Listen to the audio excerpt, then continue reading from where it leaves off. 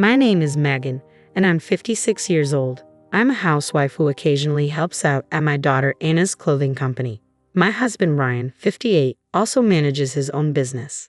Our daughter Anna, 25, has been a daddy's girl since infancy, heavily influenced by her father to start and run her own clothing company with a friend from university. Ryan and Anna share such a close bond that their conversations about work can go on for hours, leaving me on the sidelines. Anna married Stephen, 3 years older, 2 years ago.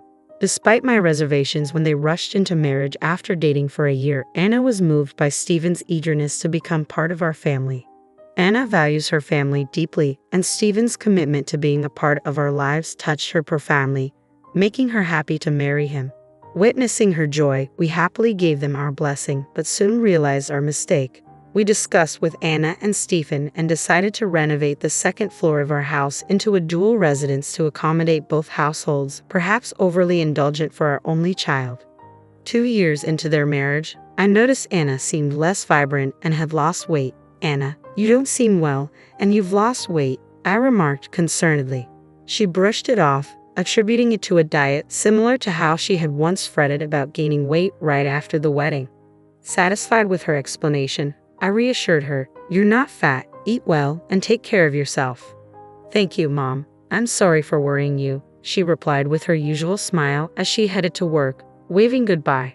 Her cheerful response eased my concerns, but an hour later, I received a call from the hospital informing me that Anna had been injured and was undergoing surgery. I immediately called Ryan, who rushed over from his nearby office, and together we hurried to the hospital. When I arrived, Anna was already in surgery. When I asked my husband about what had happened to Anna, he told me, apparently, she fell from the top of the stairs of the station. The diagnosis is a compression fracture of the lumbar vertebrae and a spinal cord injury. She might end up bedridden. Tears welled up in my eyes as I processed the news. "I regret letting her go to work this morning," I cried. "This morning, Anna looked so thin and lacked energy. Maybe she was really struggling. If only I had stopped her from going to work, this wouldn't have happened." "There's no point in regretting now. Let's pray that the surgery goes well," my husband replied softly. "Okay," I said, beginning to pray. Then my husband said, "I'll call Stephen," and stepped outside the hospital. When he returned, his expression was one of fury. "What's wrong?" I asked. Apparently, Stephen responded to my news with, "Oh really? Well, I'm going on a vacation abroad then. Take care," my husband recounted angrily. When I informed him that Anna might be bedridden due to a severe spinal cord injury, he laughed it off, saying, "Well, my being here won't change anything, will it?" before hanging up. Just then, Anna's business partner and best friend Amy rushed to the hospital. Amy, too, looked furious. "It seems Stephen called me," she said. He mentioned Anna's surgery for a spinal cord injury and casually added, "Oh, and she might not be able to work after that. I'm going on a trip abroad, so let me know how Anna's doing." Amy continued, her anger evident. When I questioned him, asking why he was laughing and planning a trip while Anna was in such a serious condition, he callously replied, "It's my first time abroad in a while, so of course I'm happy. Do you think Anna will get better if I go to the hospital? Her mother is there, so she'll be fine," before hanging up. Amy was upset not only by Stephen's indifferent attitude towards Anna, but also shared more distressing news. "Ryan and Megan, please calm down and listen," she said gravely. "It appears Stephen might be dating our part-time worker. She's taken a week off starting today, possibly to go on that trip abroad with him." The revelation sunk us further into despair.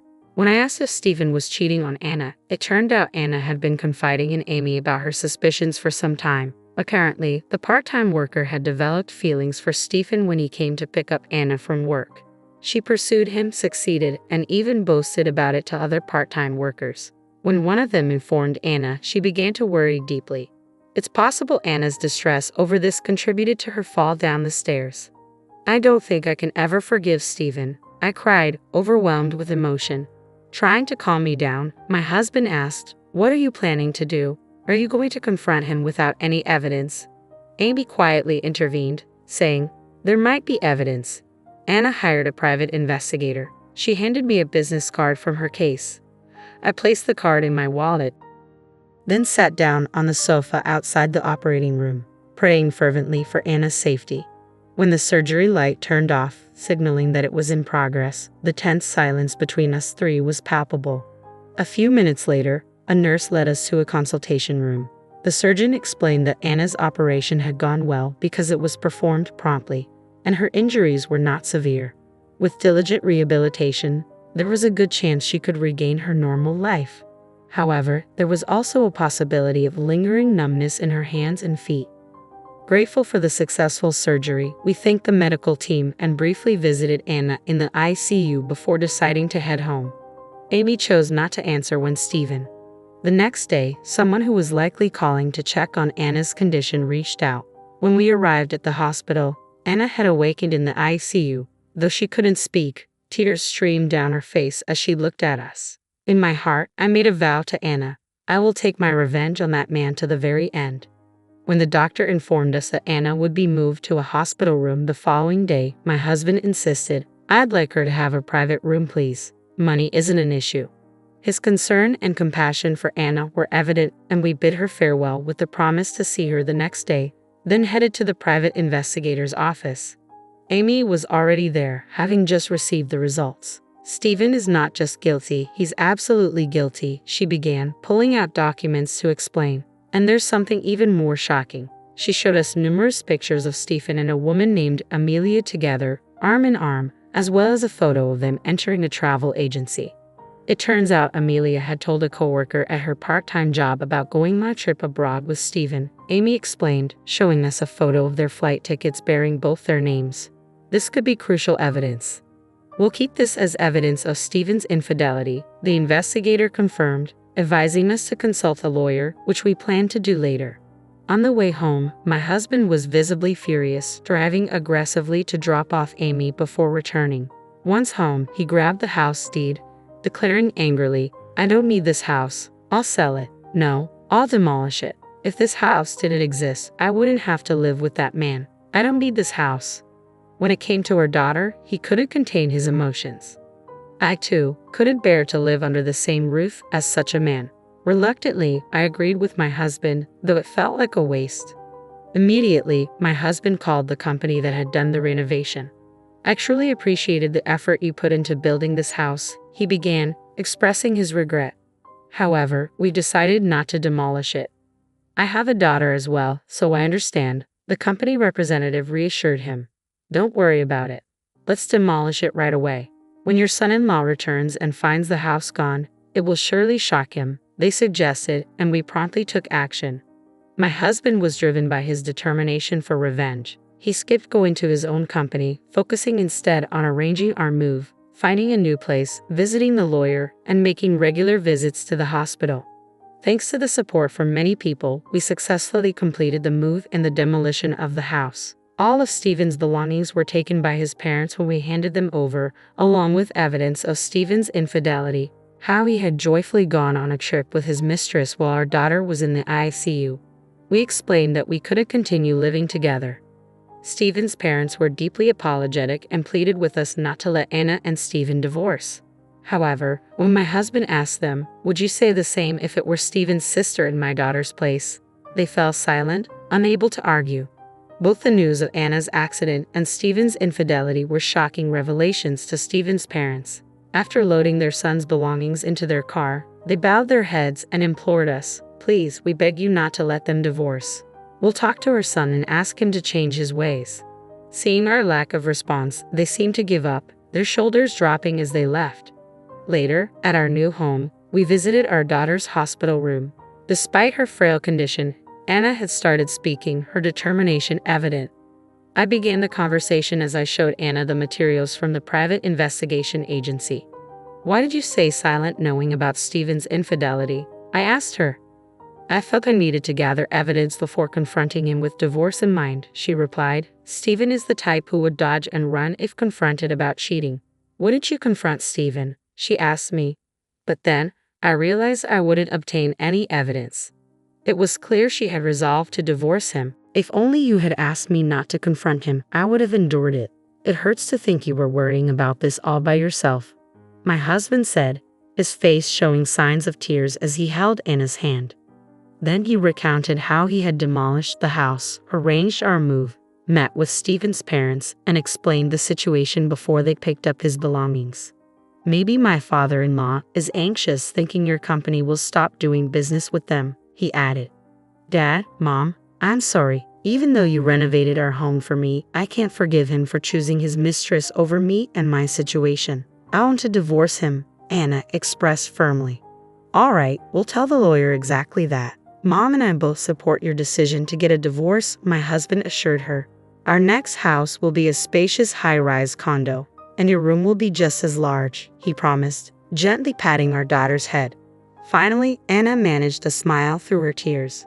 When the hospital staff realized we were there, a doctor came to explain Anna's condition and the prognosis. Since the surgery was performed promptly, she should be able to return to her normal life after rehabilitation, the doctor informed us. While there's a slight possibility of numbness in her hand, it's unlikely, he added. Thank you so much, doctor. That's a relief, isn't it, Anna? You don't need to worry anymore while walking, I reassured her. Anna stunned us with her revelation. I didn't fall down the stairs because I was lost in thought. Someone pushed me. Shocked, we questioned her repeatedly, each time met with her firm insistence that she was telling the truth, her eyes serious. She described catching a glimpse of the culprit, a woman with blonde hair, but couldn't recall her face, only the sensation of being pushed with both hands. Upon hearing this, the doctor said, "It's my duty to report this to the police for investigation." We agreed to let him handle it, seeing how tired Anna looked. We promptly shared the new development with our lawyer after concluding our call. Shortly after Stephen called, I heard from my father, "I'm coming home now. There seems to be a misunderstanding.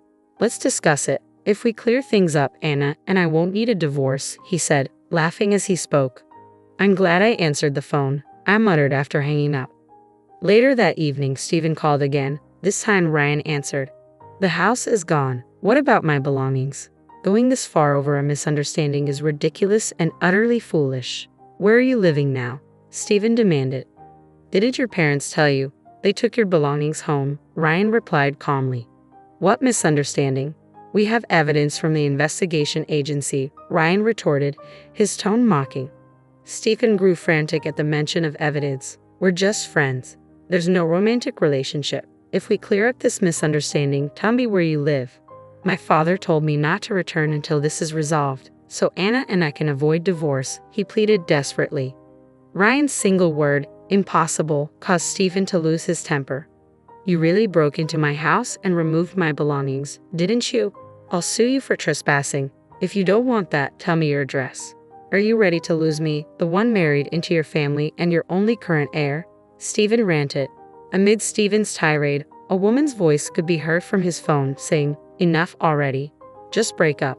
You couldn't even have a child with your wife." Hearing this, my husband hurriedly asked, "What about a child?"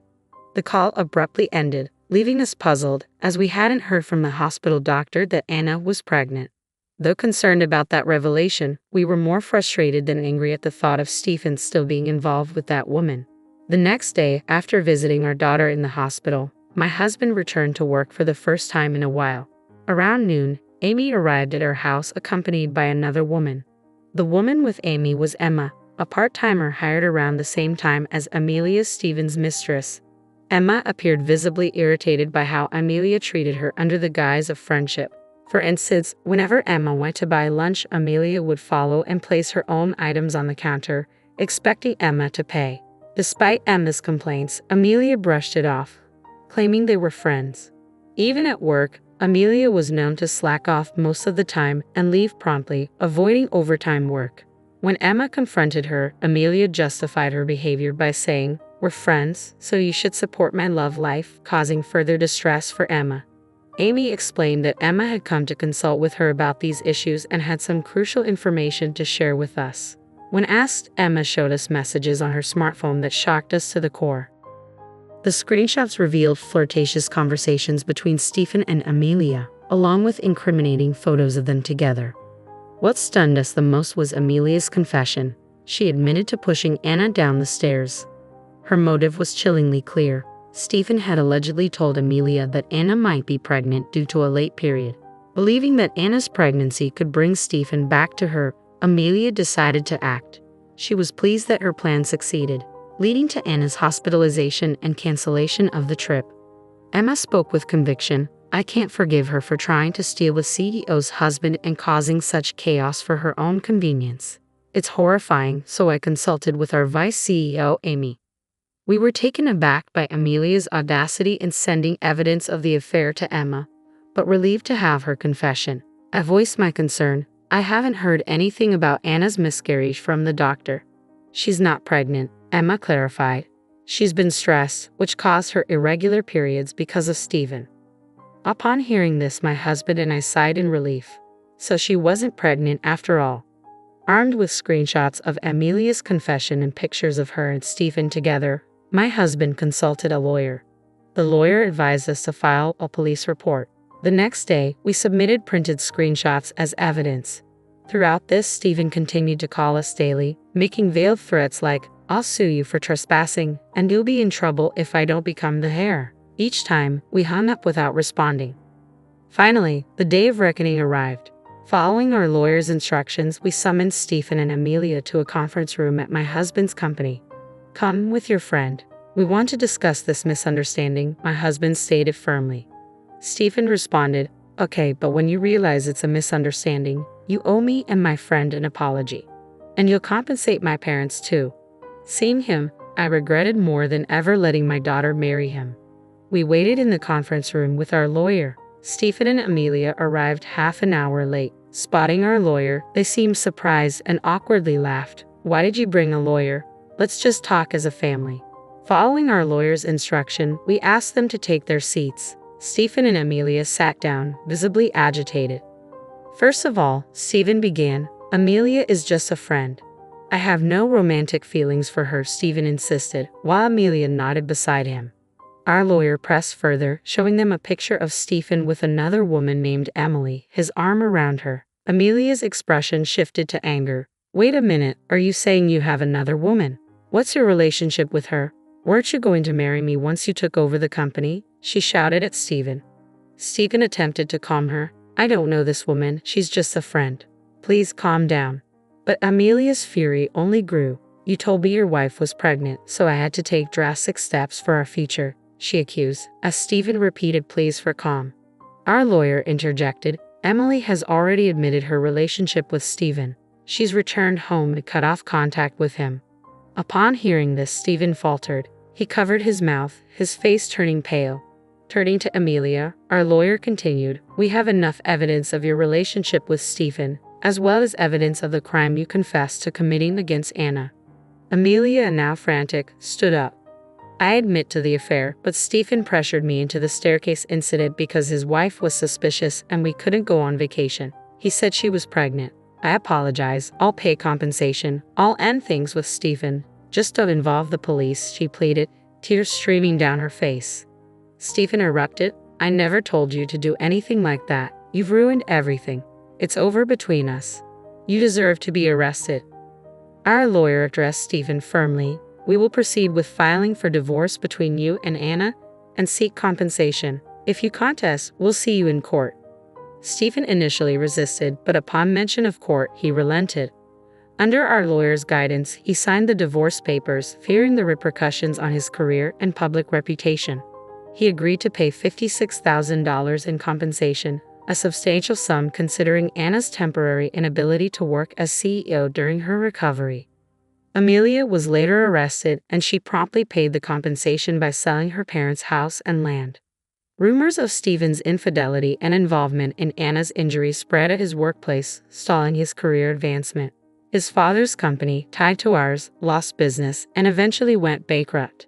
Disowned by his father, Stephen resigned from his job and scraped together the compensation money through severance pay and loans. There were rumors of Stephen collecting aluminum cans to make ends meet, a stark contrast to his previous life. A year later, Anna returned to work after intensive rehabilitation, focusing on her health and career. "I don't need a boyfriend for a while," she declared, emphasizing her dedication.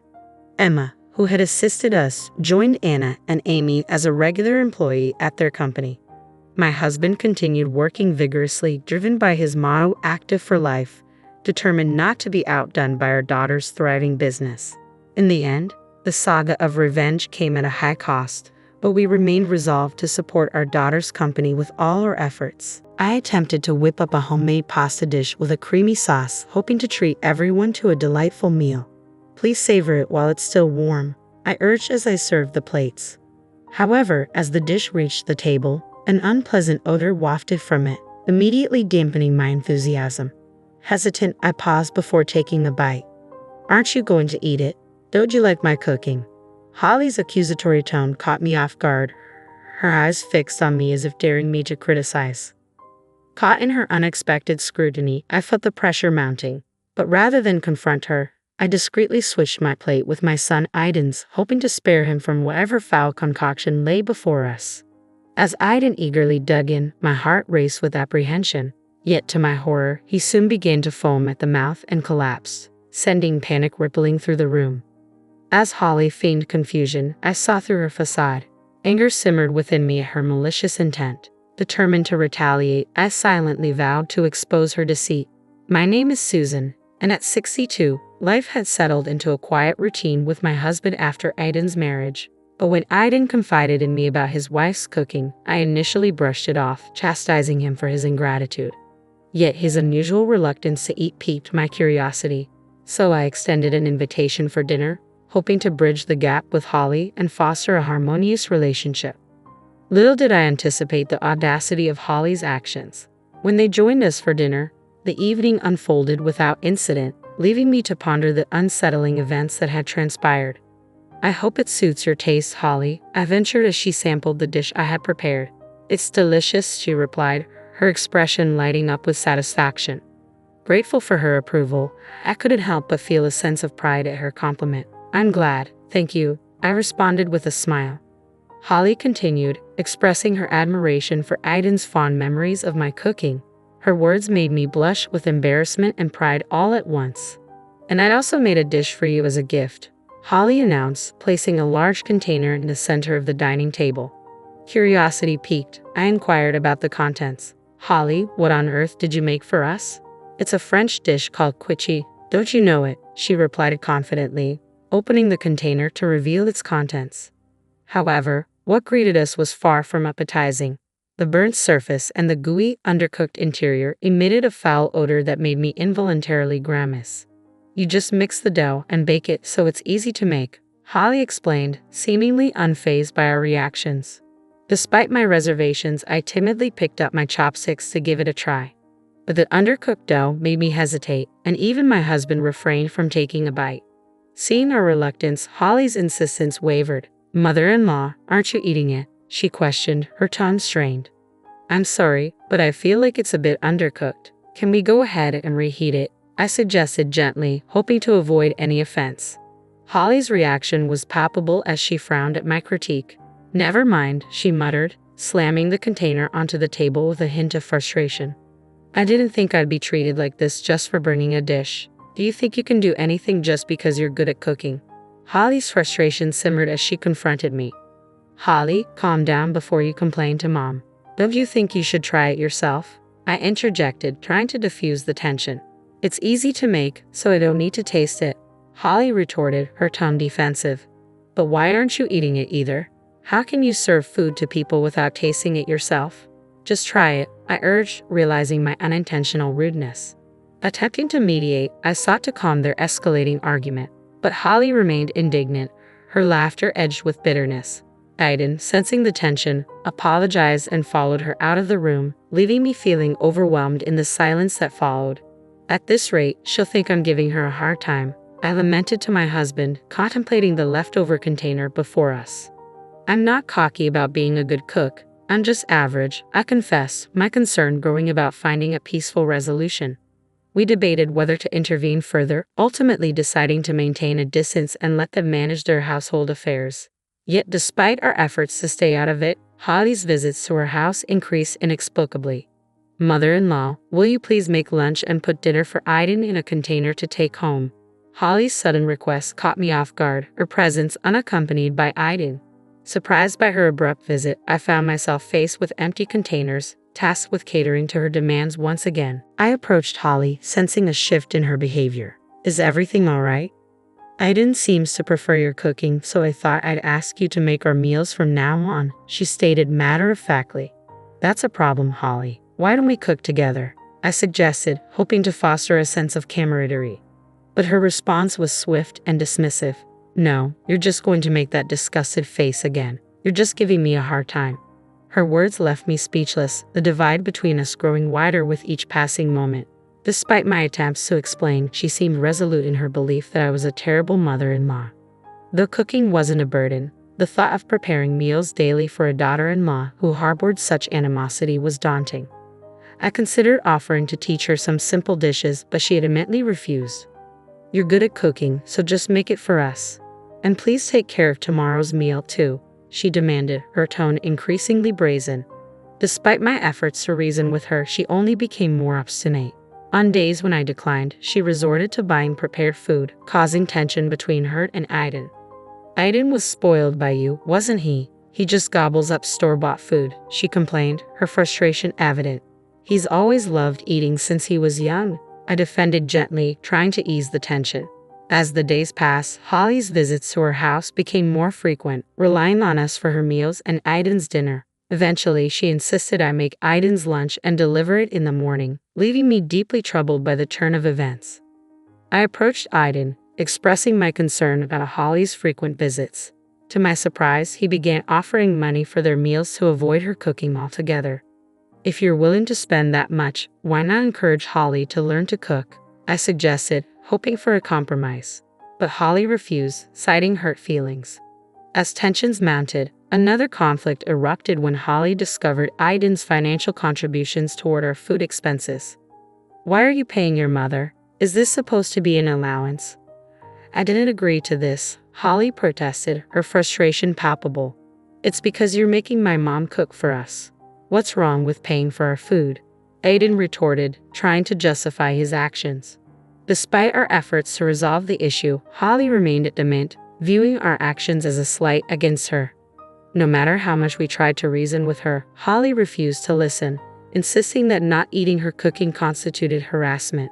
Feeling caught in the middle, I decided to step back from cooking for them, hoping it would bring some resolution, albeit temporary. However, Holly remained displeased, and I realized it was futile to continue intervening. Reluctantly, I urged them to resolve their differences on their own.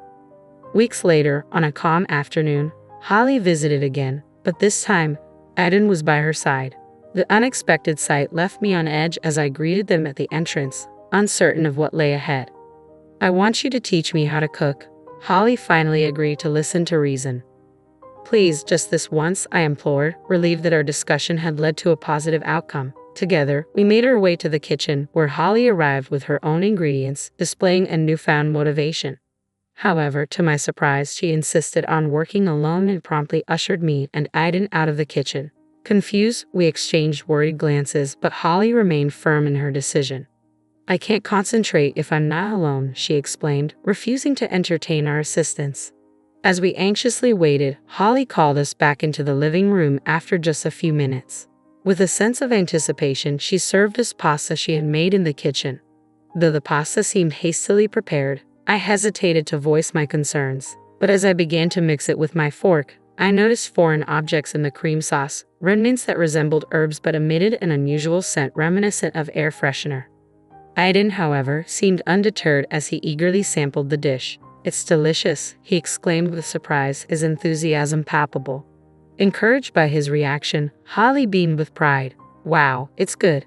Holly, you've learned to make this kind of food, he praised, his words filled with admiration. I always cook properly. Look, even my mother-in-law, there's no way she wouldn't eat it, Holly asserted confidently. Mom, it's fine. It's just a normal pasta, Aiden reassured, though his comment would typically provoke Holly's fury. However, she appeared indifferent and urged me to eat quickly. Despite her insistence, the stronger the strange smell became as I mixed it, the more hesitant I felt.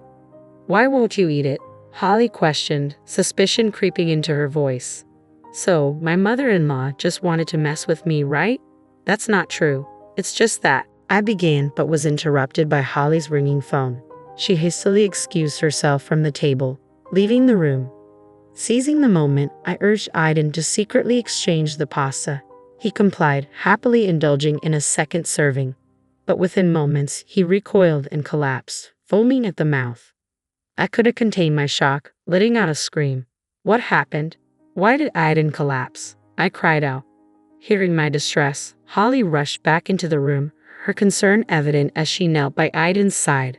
As I dialed for an ambulance, Holly appeared bewildered and asked what had happened to Aiden. Once Aiden was rushed to the hospital and had his stomach pumped, my husband and I arrived, relieved to see him lying on the hospital bed.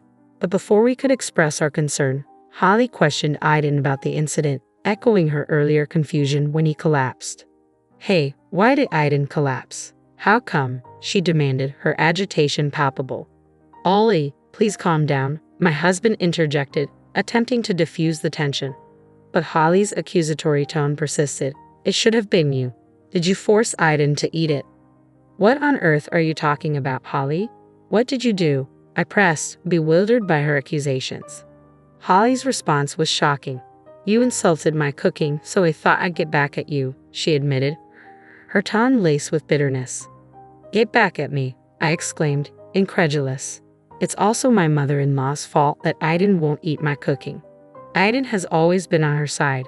Though neither Aiden nor I intended to hurt her feelings, Holly remained steadfast in her accusations. That's why I thought everything would be peaceful if my mother-in-law wasn't around, she continued, unapologetic. It became evident that Holly had indeed tampered with the pasta she served me, as the white residue turned out to be detergent. Thankfully, no serious harm was done, but the situation could have been far worse. Though Aiden should have noticed the strong smell, I couldn't ignore Holly's reckless actions. If you're saying it would be better if I wasn't around, then all you needed to do was try harder at cooking, I retorted, exasperated by her lack of remorse. But if he were still alive, Aiden would always be on your side, wouldn't he? Holly countered, her unapologetic and unreflective attitude leaving me at a loss for words. Disappointed, I let out a heavy sigh, my shoulders slumping in defeat. Beside me, my husband shook his head in quiet dismay, realizing the extent of Holly's misguided actions. That's enough, Holly, I said firmly, attempting to rein in her childish rebuttal. I'd like to have a talk with your parents as well. Why? She protested, her confusion evident. Because talking to you won't get us anywhere, I explained, resolved to involve her parents in the discussion. After Aiden's safe recovery and discharge from the hospital, we convened a meeting with Holly's parents. Though Holly was initially resistant, I persisted, arranging the gathering and initiating the conversation. I deeply apologize for the tremendous trouble our daughter has caused you, Holly's mother, Kate, expressed remorsefully upon our meeting. Oh no, it's something my mother needs to apologize for, Holly interjected defensively. Kate's stern glare silenced her, prompting Holly to bow her head in contrition. Throughout the discussion, Kate's strict demeanor raised questions about Holly's behavior. We'll cover the medical expenses, and if there's anything else she can do to make amends, please let us know, Holly's father offered, attempting to rectify the situation. But Holly refused to relent. Stop it. I'm not paying any money, she protested defiantly. Turning to her, I asked the question that had been weighing on my mind. Holly, can you tell me why you did such a thing? At the hospital, I confronted Holly about her accusations. It's because Aiden only ever takes your side, she insisted, continuing to blame me for mocking her cooking and for the circumstances that led me to take over cooking duties. Unable to bear her attitude any longer, I revealed a certain photograph to Kate, her mother. What is this? Kate asked, visibly shaken as she examined the dish Holly had brought to our house, claiming it was a quiche. You served such a terrible thing to someone else, Kate scolded Holly harshly, her disappointment evident. With no defense left, Holly hung her head in silence as the lecture continued, leaving us no chance to intervene. Eventually, Holly admitted to everything, revealing her belief that if she could get me hospitalized, she wouldn't have to take care of me. The absurdity of her logic left me reeling. I'm sorry, but I can't continue our married life after being subjected to something like this, Aiden declared, his frustration evident. Why not? It's not my fault.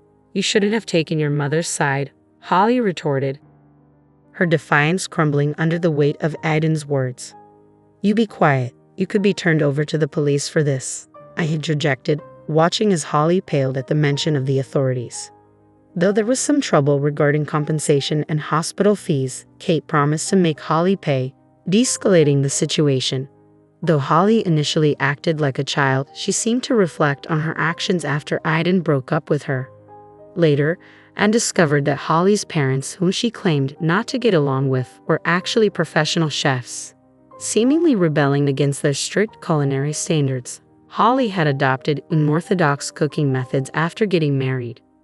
Learning of her parents' anger and the so-called bridal training she was undergoing, I realized the importance of teaching my son basic household chores. Aiden, appreciating the privilege of having someone cook for him, began making simple dishes on his own, sometimes joining me to cook meals together. Surprisingly, my husband also became interested in cooking, and the three of us now enjoy cooking together with occasional role reversals where they handle the cooking while I relax. My name is Leah, and at 33 years old, I work as a civil servant in a national administrative agency. Life has been demanding with a hectic schedule, but I'm doing what I've always dreamed of since my student days, so I feel fulfilled in my career. In my personal life, I've been living with my partner, Hugh, for 5 years. While we're not officially married and are considered a common law couple, Hugh's parents often mention that we should think about getting married for our future. However, we haven't taken that step yet. My family has always been deeply rooted in male chauvinism, prioritizing the eldest son above all. Despite being my parents' first child and the first grandchild on my dad's side, I've never felt valued. Tomorrow, there's a talent show at TCH school, and I've invited my parents countless times only to be mocked and dismissed. They would say hurtful things like, "If we had time, we'd rather sleep," or "You're really stupid if you don't understand that." Seeing my friends' parents take photos and videos during school events was particularly heartbreaking. Before I started elementary school, my brother Miles was born. The joy he brought overshadowed everything else. Even my workaholic dad would rush home if mom texted about Miles feeling unwell. They would stay up all night taking care of him. When I started elementary school, neither of my parents attended the orientation, citing they were too busy with Miles. I felt utterly alone on my first day, watching other families take commemorative photos. Not only my parents but also my grandparents treated Miles as if he were the only grandchild who mattered. His paternal grandparents, who lived with him, showered him with gifts and took him everywhere. This upbringing made Miles selfish and arrogant, especially towards me. He would take my things or destroy them without consequence, and my family would dismiss my complaints. This cycle of neglect and favoritism continued throughout my childhood, leaving me to grow up without feeling any warmth or love from my family. I had one simple wish: to attend college as far away from home as possible, effectively cutting ties with my family.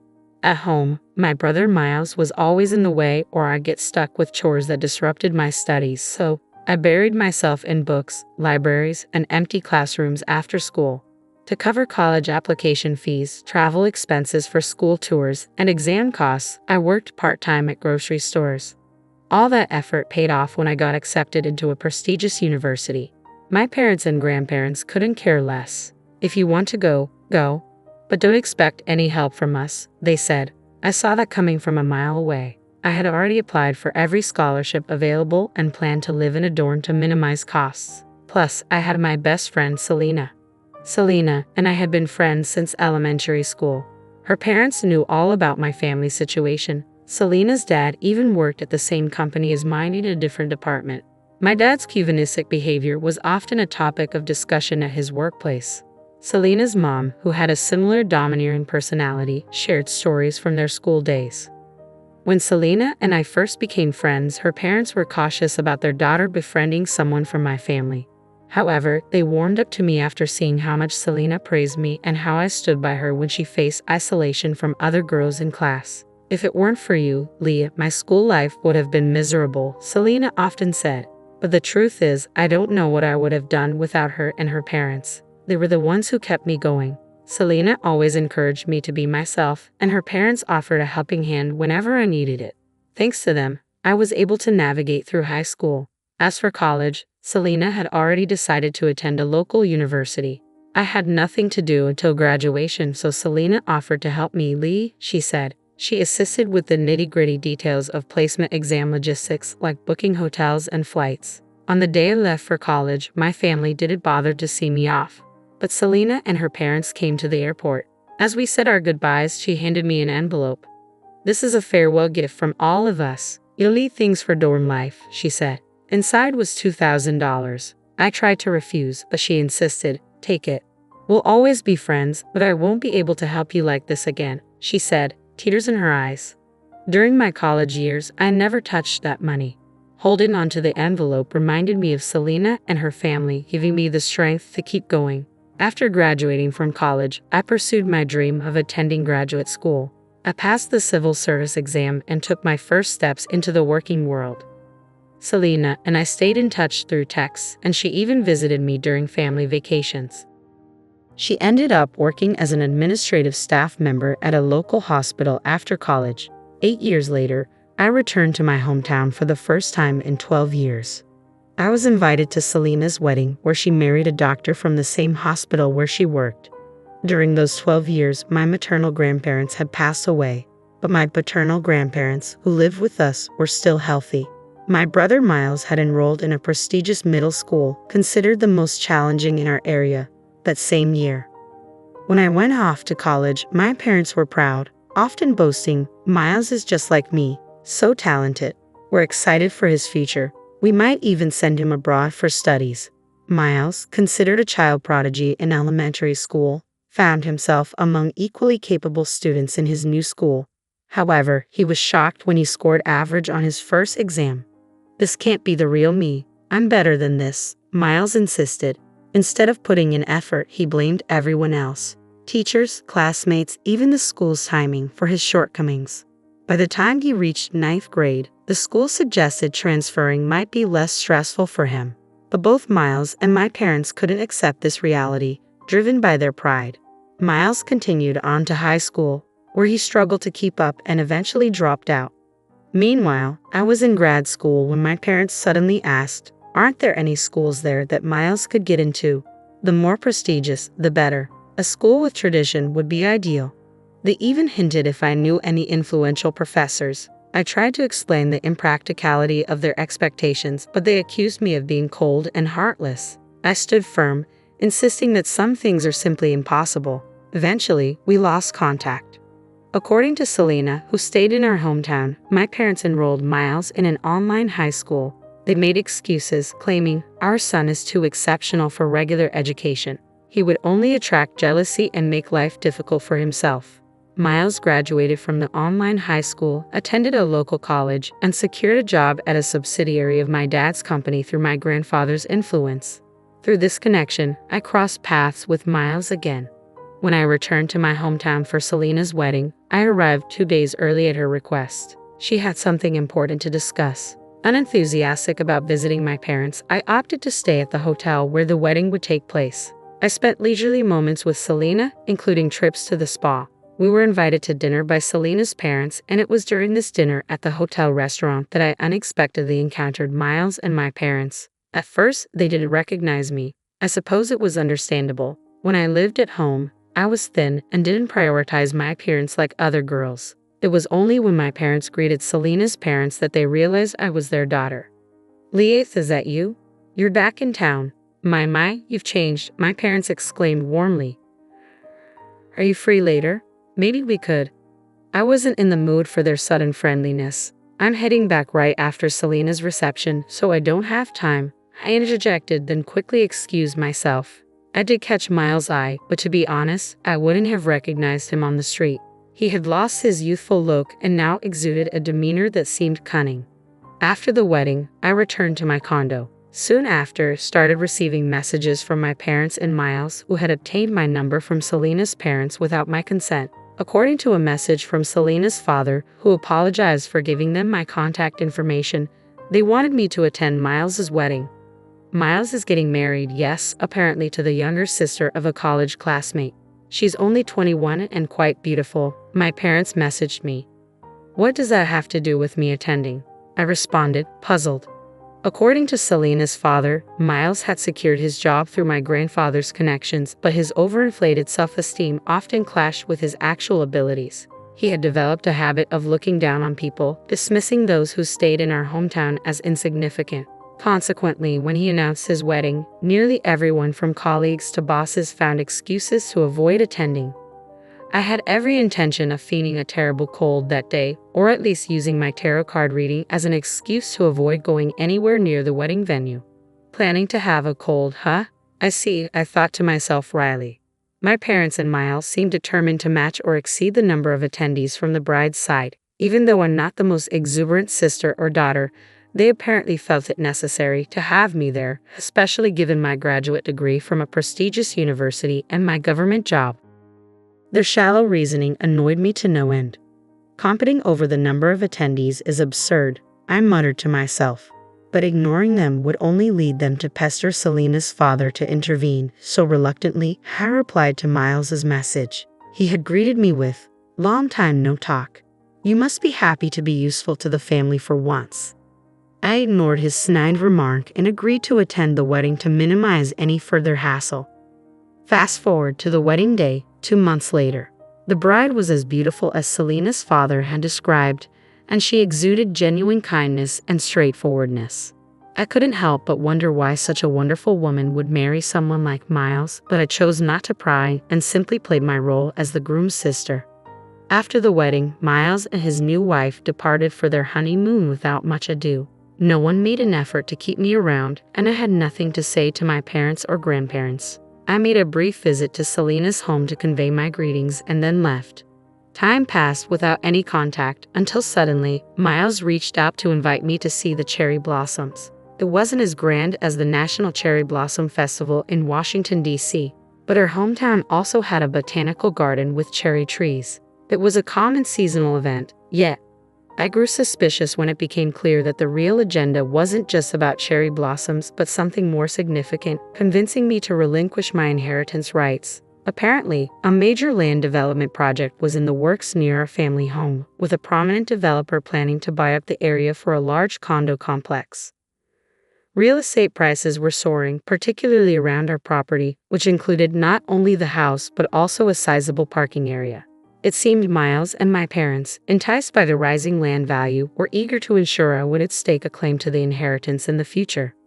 They say not to count your chickens before they hatch, I thought to myself. In truth, I had never placed much importance on inheritance matters. Yet Hugh once advised me, even if you don't need it, it might be wise to settle things once and for all. So I made the decision to return home. I booked a room at the same hotel I had stayed in before and planned to meet my family at the botanical garden. The day arrived, and I reached the designated spot to find my sister-in-law, whom I had only met once at the wedding, sitting alone on a bench. I was early by 3 hours, but she had arrived even before me. She appeared composed, but her face was pale and dark circles were visible under her eyes. Do you remember me? I'm Lee, Miles' sister. We met at the wedding. I greeted her. Upon hearing my name, she stood up in surprise but almost immediately stumbled. I swiftly reached out to catch her. She felt surprisingly light and frail, reminiscent of how I remembered myself back in high school. "I'm sorry. Thank you," she murmured softly, clearly caught off guard. Her name, if I recall correctly, was Carolyn. Carolyn, right? If you're not feeling well, don't push yourself. Let's sit down, I suggested. We resumed our seats, but the bench felt cold, likely from the earlier rain. Upon closer inspection, Carolyn's apron and hair were damp, as if she had been caught in the downpour. "What time did you get here? We agreed to meet at noon, right?" I asked. "Yes, but I was told to secure the best spot for cherry blossom viewing, so I've been sitting here all night to make sure no one else took it," Carolyn explained. "This might be the best spot for cherry blossoms, but you didn't have to go through all this trouble," I replied. "But if I don't do as Miles says, not just him, but Trevor and Jasmine will scold me too." "This is just how it always is," Carolyn sighed. "Trevor and Jasmine are my dad and mom," I realized, feeling a surge of anger that made my whole body tremble. Without hesitation, I took off my coat and draped it over Carolyn. Then I sent a message to Selena. Later that afternoon, during a break with Selena, she received an internal call. "I think it's probably from Leah's family. How should I respond?" Selena asked me. I wrote down what I wanted Selena to convey to my parents and Miles, then handed it to her. Within an hour, Miles and my parents rushed in. "What do you mean there's no reason to see you anymore?" Miles shouted. "Exactly. We had to search all over the garden because you broke the appointment and didn't even contact us," my dad added. Finally, someone informed them they had seen me with Selena and Carolyn. The three of them started yelling, but Selena sternly told them to keep their voices down, reminding them we were in a hospital. However, their silence only lasted a moment. "Who are you to butt in? If you're not family, leave," they barked at Selena. Selena, accustomed to dealing with patients and their families daily as a senior administrator in the hospital. Right now, Carolyn's receiving treatment and resting in her room, so you can't see her. Upon hearing this, Miles and my parents grew even angrier. "Why do I need permission to see my own wife? Explain what's going on," Miles demanded loudly. Frustrated, I turned first to my parents. "Keep it down. Can't you remember being told to be quiet just a minute ago? Is there something wrong with your memory?" Then I faced Miles, who stood next to my parents, his face red with anger. "You dare call yourself a husband while mistreating your wife? How ironic," I exclaimed. Just then, Hugh appeared, accompanied by 2 police officers. "All right, here we are. This is the husband and relatives of the victim I mentioned earlier," Hugh declared, pointing at Miles and my parents. Their faces, which had been flushed with anger, suddenly tensed and turned pale. "What's going on? Why are the police here? Victim? You mean Carolyn? Isn't this an exaggeration?" Miles stammered, attempting to argue back. Hugh handed them his business card. I should have mentioned earlier. I'm Lee's partner and a lawyer. From now on, I'll be representing Carolyn."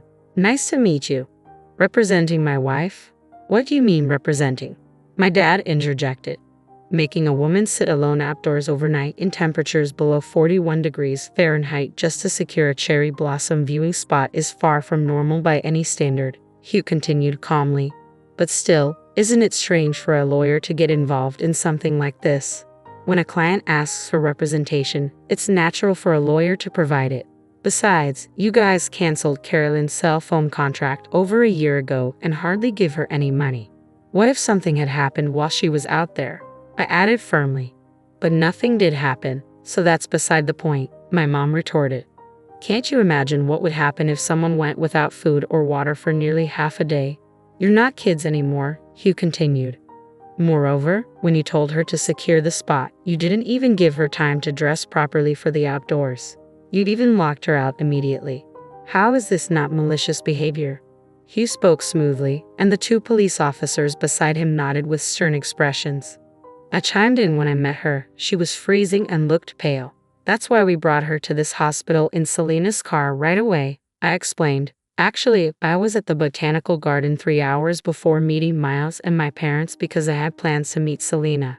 I had texted Selena that I was meeting Miles and my parents under the guise of cherry blossom viewing.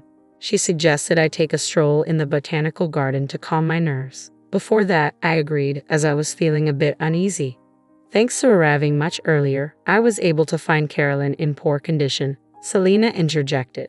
"I immediately called my husband, who is a doctor, and he advised bringing her to the hospital as soon as possible. He even came to pick us up on his way to work. Thanks to that, Carolyn received prompt medical attention, and her body temperature and color soon returned to normal. In the meantime, based on my husband's diagnosis that she was both physically and mentally weak, she was transferred to the inpatient ward," Selena concluded. During the ride to the hospital and between examinations, Carolyn shared her story with us, shedding light on the true extent of her ordeal. I sought Selena's advice and contacted Hugh, who promptly arrived to act as Carolyn's attorney. Consulting with the police and notifying Carolyn's family, Hugh stated firmly, "As far as I'm concerned, your actions against my client could be considered assault." Naturally, I plan to file a complaint in that regard. Miles's face turned pale upon hearing this. "Assault? That's a bit much. I didn't physically harm her or anything." "Harm doesn't just mean physical injury," Hugh explained. "Past cases have defined it as adversely affecting a person's health." "But she just felt a little sick," Miles insisted. "There's no need to make a big deal out of it. Whether it's a big deal or not is for the police and prosecutors to decide," he replied sternly. At that moment, a police officer intervened. "Let's take you somewhere to hear more about this," they said, leading Miles and his parents away. After a stern warning from the police, Miles and his parents returned home to find Carolyn's family waiting for them, visibly furious.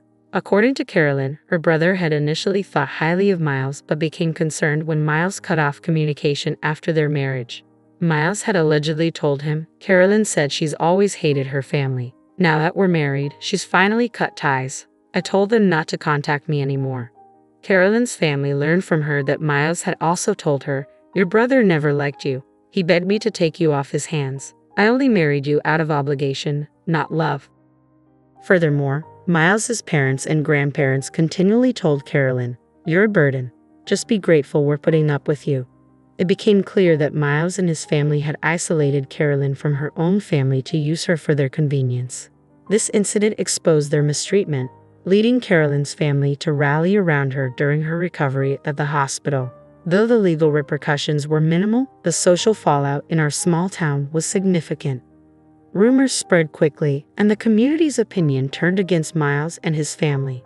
They faced humiliation at work and in the neighborhood. Additionally, a major land development deal fell through, causing financial ruin as property values plummeted. Carolyn's family demanded divorce compensation and a division of assets, intensifying the family's strife. My grandparents lost all their assets and had to move into a care facility. Miles and my parents faced a messy divorce settlement.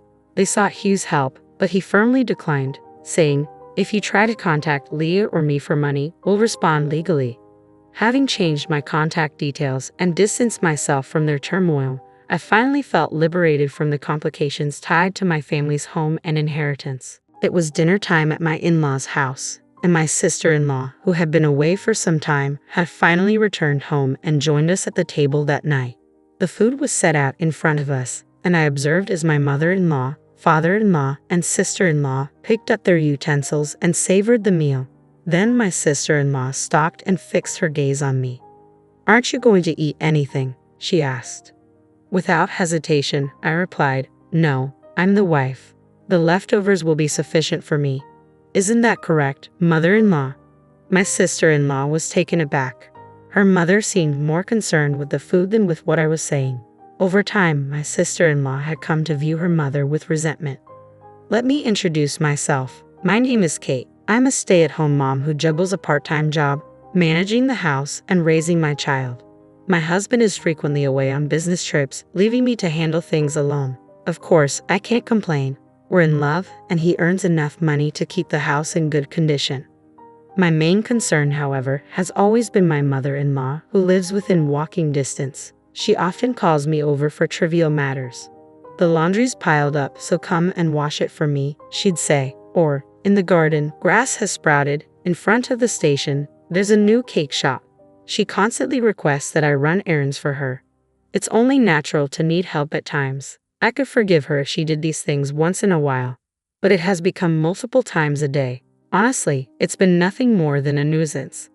I wouldn't mind assisting my mother-in-law if she had a health problem or some other reason that would prevent her from doing these things on her own. However, my mother-in-law is in perfect health, save for her obesity, but she hasn't reported her weight having an effect on her ability to function normally. At my in-laws' house, I am treated as though I am a maid. My father-in-law, unlike his wife, adores me. However, he is completely unaware of the way she treats me. My mother-in-law only calls me when he's out of the house.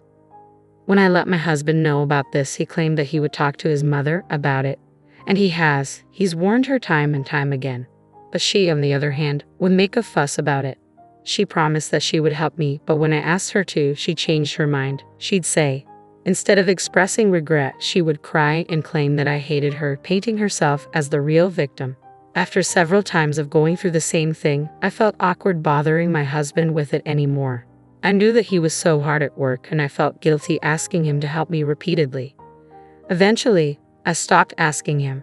Perhaps this is what my mother-in-law wanted, but either way, I found myself in a place where I couldn't talk to anyone about what I was going through. I spent my days alone dealing with her. As of late, her demands on me had increased. One morning, I was made to clean up my in-laws' garden. She instructed me to cut branches from the trees in the yard and gather them all up. It was exhausting work, especially as the sun climbed higher into the sky. I was sweating, but I couldn't stop to drink. By the time I was able to take a break, I went inside the house to find that it was past noon. My mother-in-law was laying on a sofa in the living room, completely relaxed, watching TV and eating chocolates. Her t-shirt was covered in wrappers. "I'm hungry. Make something for me from whatever's in the fridge," my mother-in-law ordered me, not taking her eyes off the television. I sighed as I walked into the kitchen and laid eyes on the mountain of dishes that had piled up in the sink. "You'd better get started. My friends are coming over tonight, and I want the whole place to be absolutely spotless." "There's no time to dither," she continued as she devoured more sweets. I asked her to assist me, even just a little, but she didn't care to respond. When she was uncomfortable with what I said, she would pretend as though I was not even there. Soon enough, I cleaned up the dishes and prepared fried rice for the both of us to eat. I set the table for the meal and placed both plates onto it. "Fried rice again? Can't you think up anything else?" she complained, but she began to eat her meal with gusto. I too was starving, but I was hoping that my husband had messaged me, so I checked my phone before eating. By the time I had put my phone back down, I was shocked to discover that the plate I had placed in front of me had vanished. My mother-in-law was devouring my meal. She had already finished her own. "That is my food, ma'am," I said aloud. By this point, however, my mother-in-law had already consumed more than half of it. "I'm still hungry. It's your fault that you only cooked a small amount of food. You're just the wife, after all. You'd think that you'd make more, considering you know the wife eats after the rest of the family's finished. But no, you don't even comprehend that," my mother-in-law retorted, quickly devouring the remaining fried rice without waiting for me to respond. There was nothing left. No rice, no vegetables, no meat, nothing at all. "Now start cleaning up," my mother-in-law said. "My friends will be here soon." With that, she got up and marched back to the sofa, opening a bag of chips with a loud tear, spilling pale yellow crumbs onto the rug beneath her. I vacuumed the floor silently, imagining the vacuum cleaner as my mother-in-law, sucking up every bit of food and every last ounce of my dignity into a cyclone until nothing was left behind. I tried my best to leave my hunger with water as I cleaned up, as I had been asked, but the thought was clear in my mind. I swore to myself that I would never help my mother-in-law again, no matter how much she would beg and plead. If she wanted a maid whom she could command not to eat, she could try and pay for one. As for me, I couldn't do it any longer. I would not return to help her. Or so I thought. Things changed dramatically soon after that day. My father-in-law had passed out of work, and in order for him to recover, he needed nursing care. Unlike his wife, my father-in-law had always been a thoughtful and caring man. "I'd assumed that you were going to provide us with a grandson. I was foolish to think that you would give us an heir. Absolutely foolish." When I was pregnant with my first child, my mother-in-law would say these things to me, but my father-in-law would chastise her. He silenced her when she complained about our living situation while we were building our own home. He was always concerned about how I was doing and always offered his skills and advice to us when we needed it. When I learned that my father-in-law had fallen ill, I knew I had to act. I put on my coat, determined to offer the same care in return. But the phone rang. It was my mother-in-law. "You wicked wife, when were you going to show up and help me care for my husband? Don't you care at all? How ungrateful." I tried to tell her that I was on my way there, that I was going to go even if she hadn't asked me. I could hear her starting to continue her yelling, but I hung up the phone. I was already worried enough about what my future would look like. If taking care of my father-in-law meant bearing this burden a bit longer, I would do it, I thought. I went to my in-law's house to assist with his care. As expected, my mother-in-law didn't seem to take his care very seriously.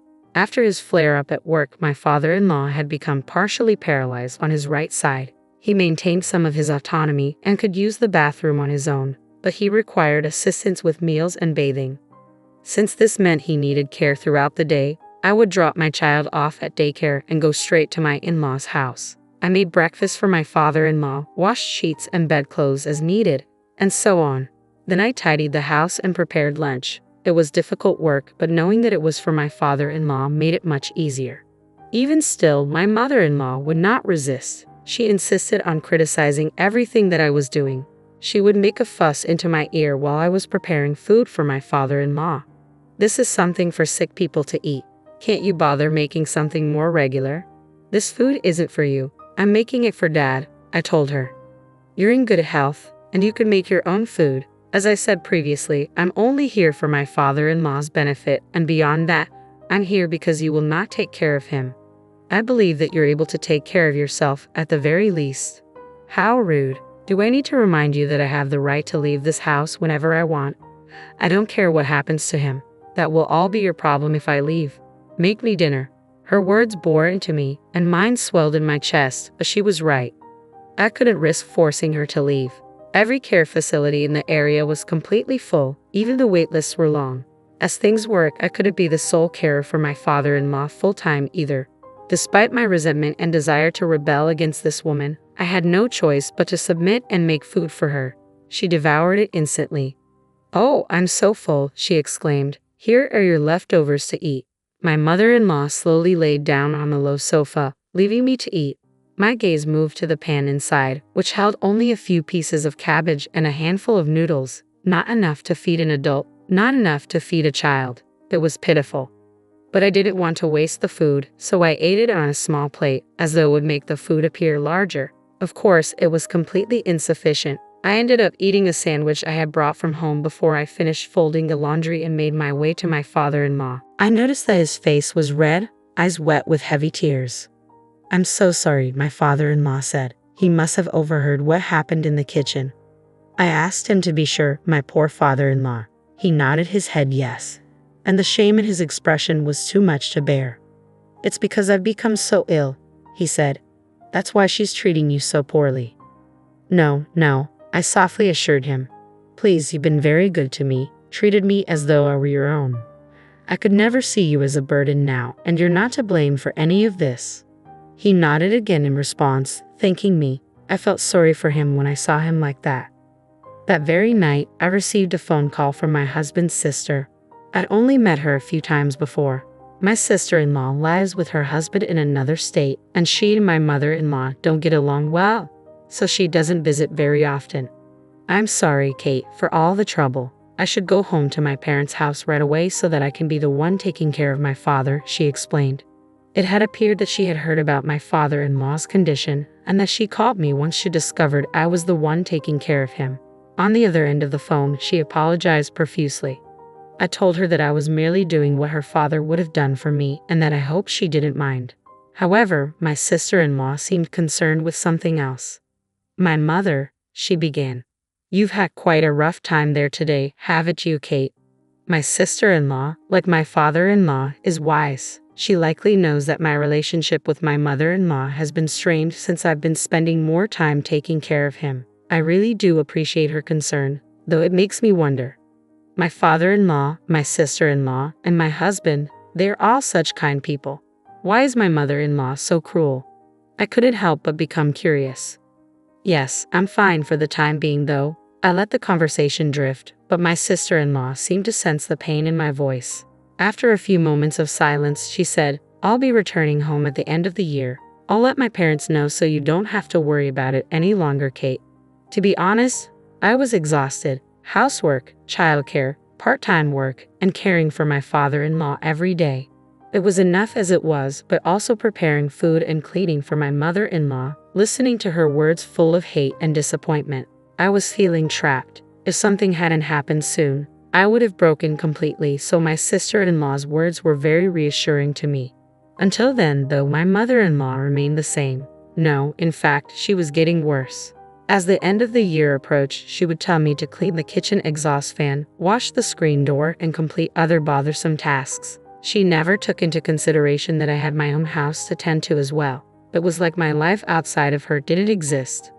I wouldn't have time to prepare dinner for us all on New Year's Eve with my cramped schedule, so I spoke with my husband, and we decided to order it online. What a waste of money, I thought. If you're going to be someone's wife, you want to know how to at least make food. What are you good for? Of course, my mother-in-law was not pleased. "You're a wife too." I wanted to scream at her, but I couldn't. I didn't want my father-in-law to overhear us arguing. I didn't want him to think that this was all his fault. I managed to calm her down by promising to prepare the New Year's Eve meal myself. Music. My sister-in-law arrived at the house on New Year's Eve. She was alone. "Oh, it's your first time home in years, and still, you have nothing to show for it. You're all alone now. Whatever happened to that pathetic husband of yours? Did he divorce you for taking his place as the man of the house?" My mother-in-law hurled insults at her daughter without even saying hello. But when I saw my sister-in-law, I felt that familiar presence. It was as though I was looking at my own reflection as I saw her calmly respond. I couldn't bring my beloved husband here with me. I couldn't bear you being as cruel to him as I knew you would be. Anyways, I came home to see my father, not you. After saying this, my sister-in-law quickly departed into my father-in-law's room. At this rate, the New Year's dinner was not going to go very well. I had made a few dishes, but by dinner time, those dishes were more lively and pleasant than the people present to eat them. The only sound that I could hear in the quiet living room was a pot simmering softly. I served my father-in-law some food. My mother-in-law began to greedily eat the boiled meat on her plate as if on cue. My sister-in-law only looked on coldly. My husband had been attending his company's end-of-the-year party, and he wasn't with us on that night. Had he been there, the atmosphere might have become tolerable or even upbeat. He always brought that to every room he entered. I was wishing for this as I hopelessly assisted my father-in-law the best that I could. "Kate, why aren't you eating?" My sister-in-law turned to me. I was seated at the table, yes, but only for my father-in-law. There were no plates or utensils available for me. She must have been perplexed, but this had been my life for some time now. I smiled through my pain and told her, "Don't worry, I am the wife after all. A wife must be content to have the leftovers once the family's finished." My mother-in-law nodded to my sorrowful words, my stomach aching. "Right you are," she said, her words muffled by the food that she was actively eating. She was preoccupied with the meat and was thoroughly uninterested in conversing with us. I was curious how she could act like this and still have no shame. Disgusted by her attitude, I made a sarcastic remark. "Though you are a wife as well, why are you eating now? The family's not yet finished." Before my mother-in-law could react, I was surprised to see my sister-in-law stand. "Mama will need to eat a lot of meat while she still can. She won't be able to eat such expensive food if she's kicked out of the house." My eyes widened. My sister-in-law presented a document, a single packet of papers that would change everything. They were divorce papers. My father-in-law appeared to be in on all of this as I watched the two of them make eye contact. At last, my mother-in-law's hands came to a halt. "Father's divorcing you because he's finally run out of patience. He's been accepted into a very nice care facility and is planning on selling this house as soon as he's moved in," my sister-in-law announced. My mother-in-law nearly spat out her dinner. She hurriedly swallowed her mouthful and looked at her husband and daughter. "If you dare do something like that, you'll have hell to pay in alimony." Her face was turning red as she yelled her threat. "I'm afraid that's not going to be an issue. Though if you insist, we can take you to court over it. We have ample evidence of your disregard for the needs of the family and the neglect of your husband," my sister-in-law replied calmly.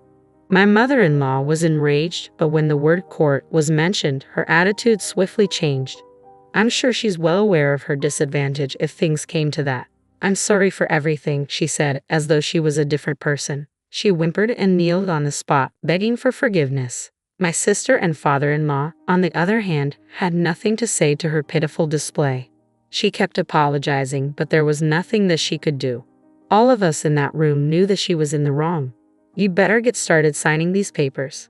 Once you're done, you can pack your things and leave the house," my sister-in-law said, relentless in her demand.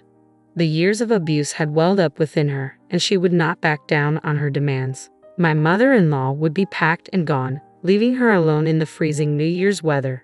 It seemed that my mother-in-law was also abusing my father-in-law on a daily basis. She betrayed him, telling him that he was worthless and that she wished he would have just passed away instead of becoming such a burden. My father-in-law was very smart. He kept track of her daily outbursts and organized them with the help of my sister-in-law.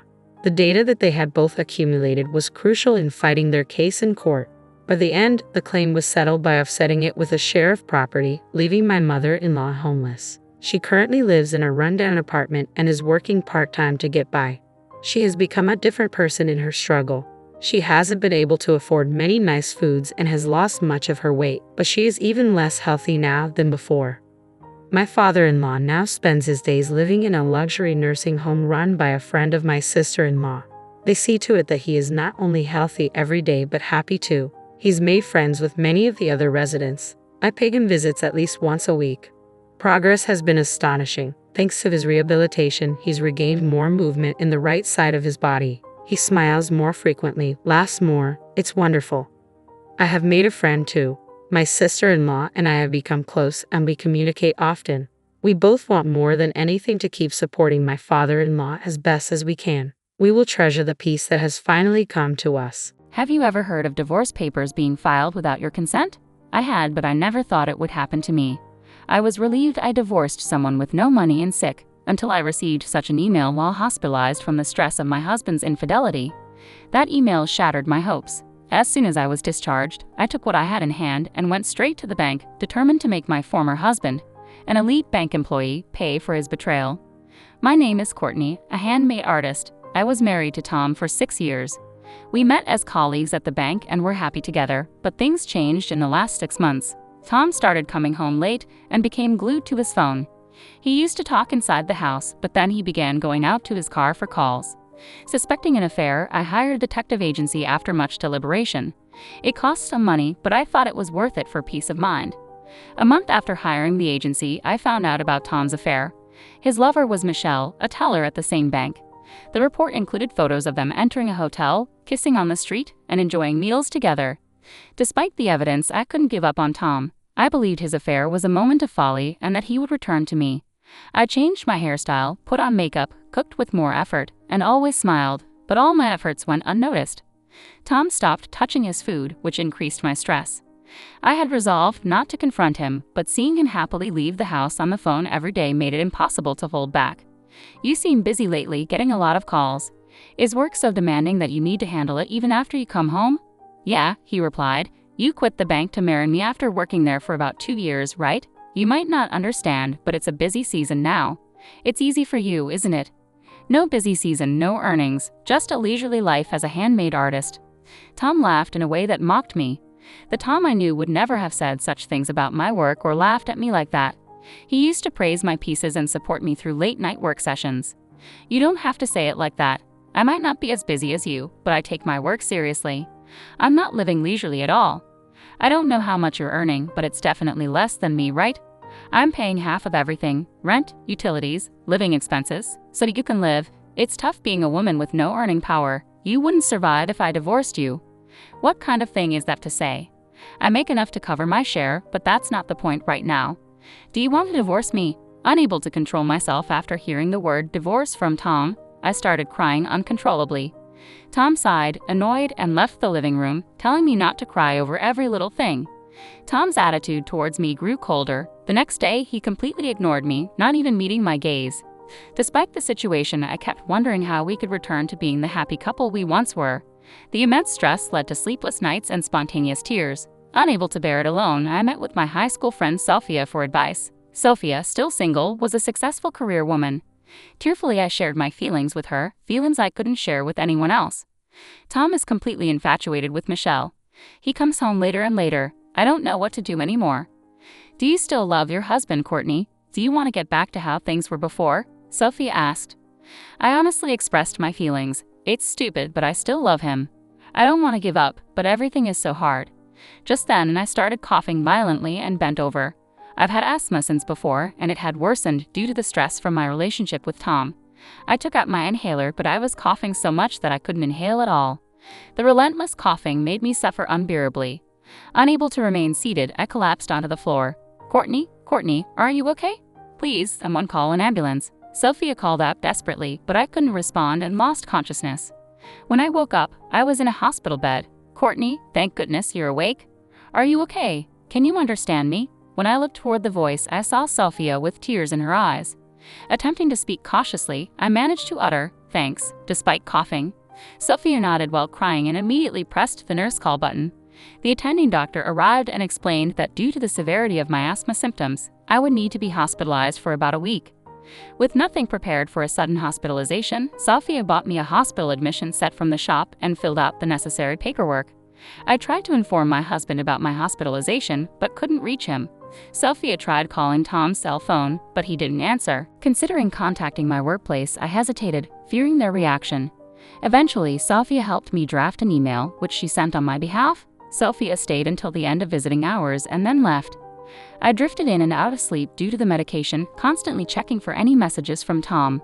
The first message from him came at 1:00 a.m. If you're hospitalized, there's nothing I can do. I'm busy with work, so I won't visit you. Upon reading that email, I felt truly sad, hurt, and miserable.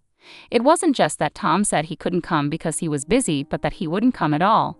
This made it clear to me that he no longer had any love for me. I thought I shouldn't cry, but tears came uncontrollably. I didn't reply to the email and just cried until morning. 2 days passed. Tom didn't visit, but Sophia diligently showed up after work. "That's great, you look a bit better. Are you able to eat? I brought your favorite novel." Sophia's lively visits and smiles saved me. I can't thank her enough. "Thank you, Sophia. I'm feeling quite good today. My cough has settled down a lot." The doctor said he might discharge me in about 2 more days. Sophia was really happy and started planning for us to go out and eat something healthy after my discharge. As Sophia and I were discussing where to go, I received an email notification. The subject line read, "Glad I divorced a broke, sick person."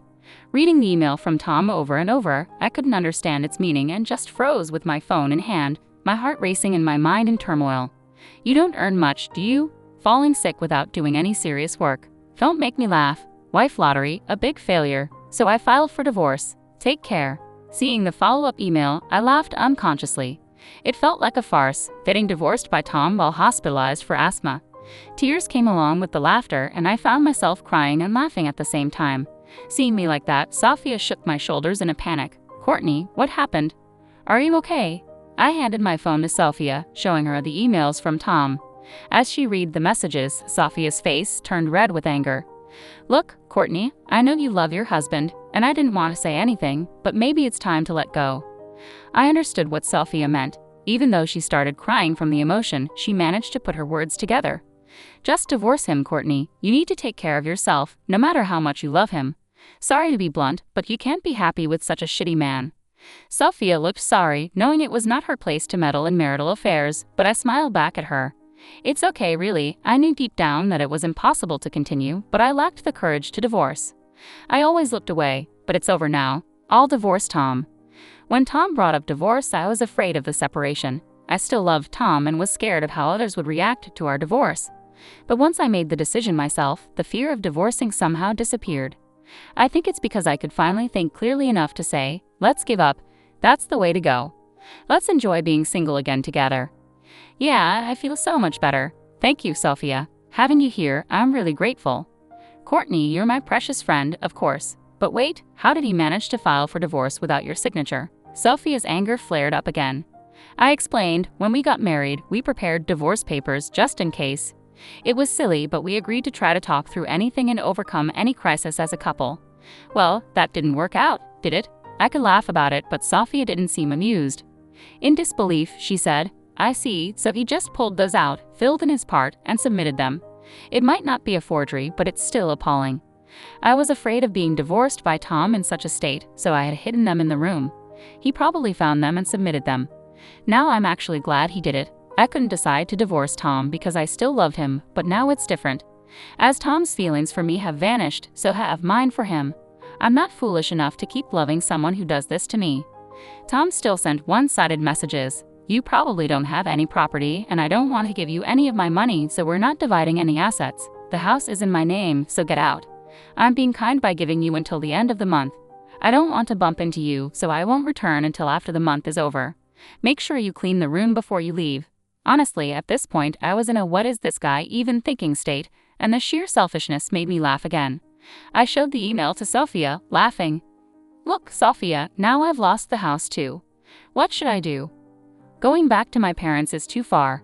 I had no intention of staying in that house, and there were my valuable handmade parts to consider. Transporting them would probably fill an entire room. The right size, security, rent. Could I find a perfect place that quickly?" While I was pondering, Sophia smiled. "Have you forgotten where your best friend works? Don't worry, dear customer, I'll find the perfect room for you." "Sorry, I really forgot." "That's right, Sophia, please help me." I thanked Sophia. Sophia worked in real estate and was a pro at finding places. I decided to leave everything to Sophia, a capable woman. She brought various property listings to my hospital bed, spreading them out and explaining each one to me. By the time I was discharged, we had managed to find a place close to my preferences, which was a relief.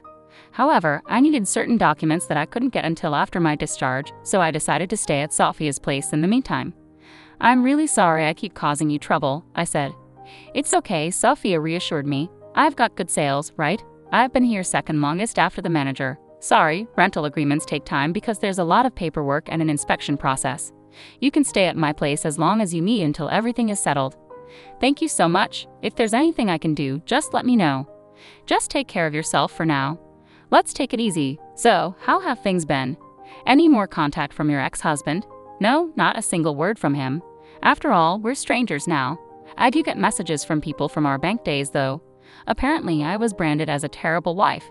It seems that my ex-husband Tom reported our divorce at his workplace and blamed me for it. He told people I didn't do housework, didn't contribute financially to the household, and yet splurged on my hobbies. He said that any attempt at discussion would end with me getting hysterical and uncontrollable. It's laughable at this point. Who does he think he is to say that? I'd love to remind him who was the one cheating. Sophia seemed to have reached a point where all she could do was laugh. So, what's your plan? You're not going to let this end here, are you? Courtney, what are you going to do? Grinning mischievously, Sophia looked at me, and I couldn't help but smile back. There was no way I was going to let this end here. Tom had his turn doing whatever he pleased, but now it was my turn. Of course I have no intention of holding back against a man without sincerity and a woman who meddles with a married man. I have quite a few things in mind, so look forward to it. Just you wait, both of you. Enjoy your peaceful newlywed life while you can. 2 days after my successful discharge, Sophia drove me straight to the bank where my ex-husband Tom and his new wife Michelle worked. Upon entering the bank, I saw Tom in the back. It had been a while since I last saw him, about a month and a half. I was hospitalized when he filed for divorce. I thought I would be furious seeing him, but I wasn't. I looked for Michelle at the counter, and there she was, sitting with a composed face, the woman who had taken my husband away. I took a number and waited for my turn. Fortunately, I was called to Michelle's counter. She greeted me with a welcome, and I responded with a smile. Hello, I'm sorry to bother you, but I'd like to cancel a bank account. Certainly, is it just one account you wish to cancel? Here we go. I took a deep breath and projected my voice. No, not just one. I'm here to cancel accounts for all 800 employees of my company. The counter buzzed with whispers at my declaration. Tom looked over, shocked at what he saw. He seemed to want to say something, his mouth opening and closing. All 800 accounts. Michelle was flustered at the counter, and I couldn't help but feel a surge of laughter.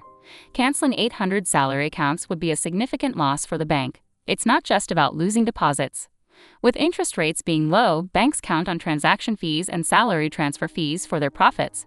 Losing that is a big deal. Yes, all of them. Please proceed. As I handed over the corporate account documents, I made my request. What the hell are you doing, Courtney? Did you just say something about a company? 800 employees? What's that about? Tom approached the counter, causing a stir among the other customers in the bank. Oh, long time no see. How have you been? I said calmly. What do you mean? It's exactly as I said. I have been a company president even when I was married to you. It's a handmade business, so I'm both an artist and a president. I spoke the truth at the counter. You were a president. I didn't know that. You never said anything about that when we were married, did you? No, I didn't. You used to mock me for being a failing handmade artist, right? I earn more than you do. I didn't want to hurt your pride, so I kept it to myself.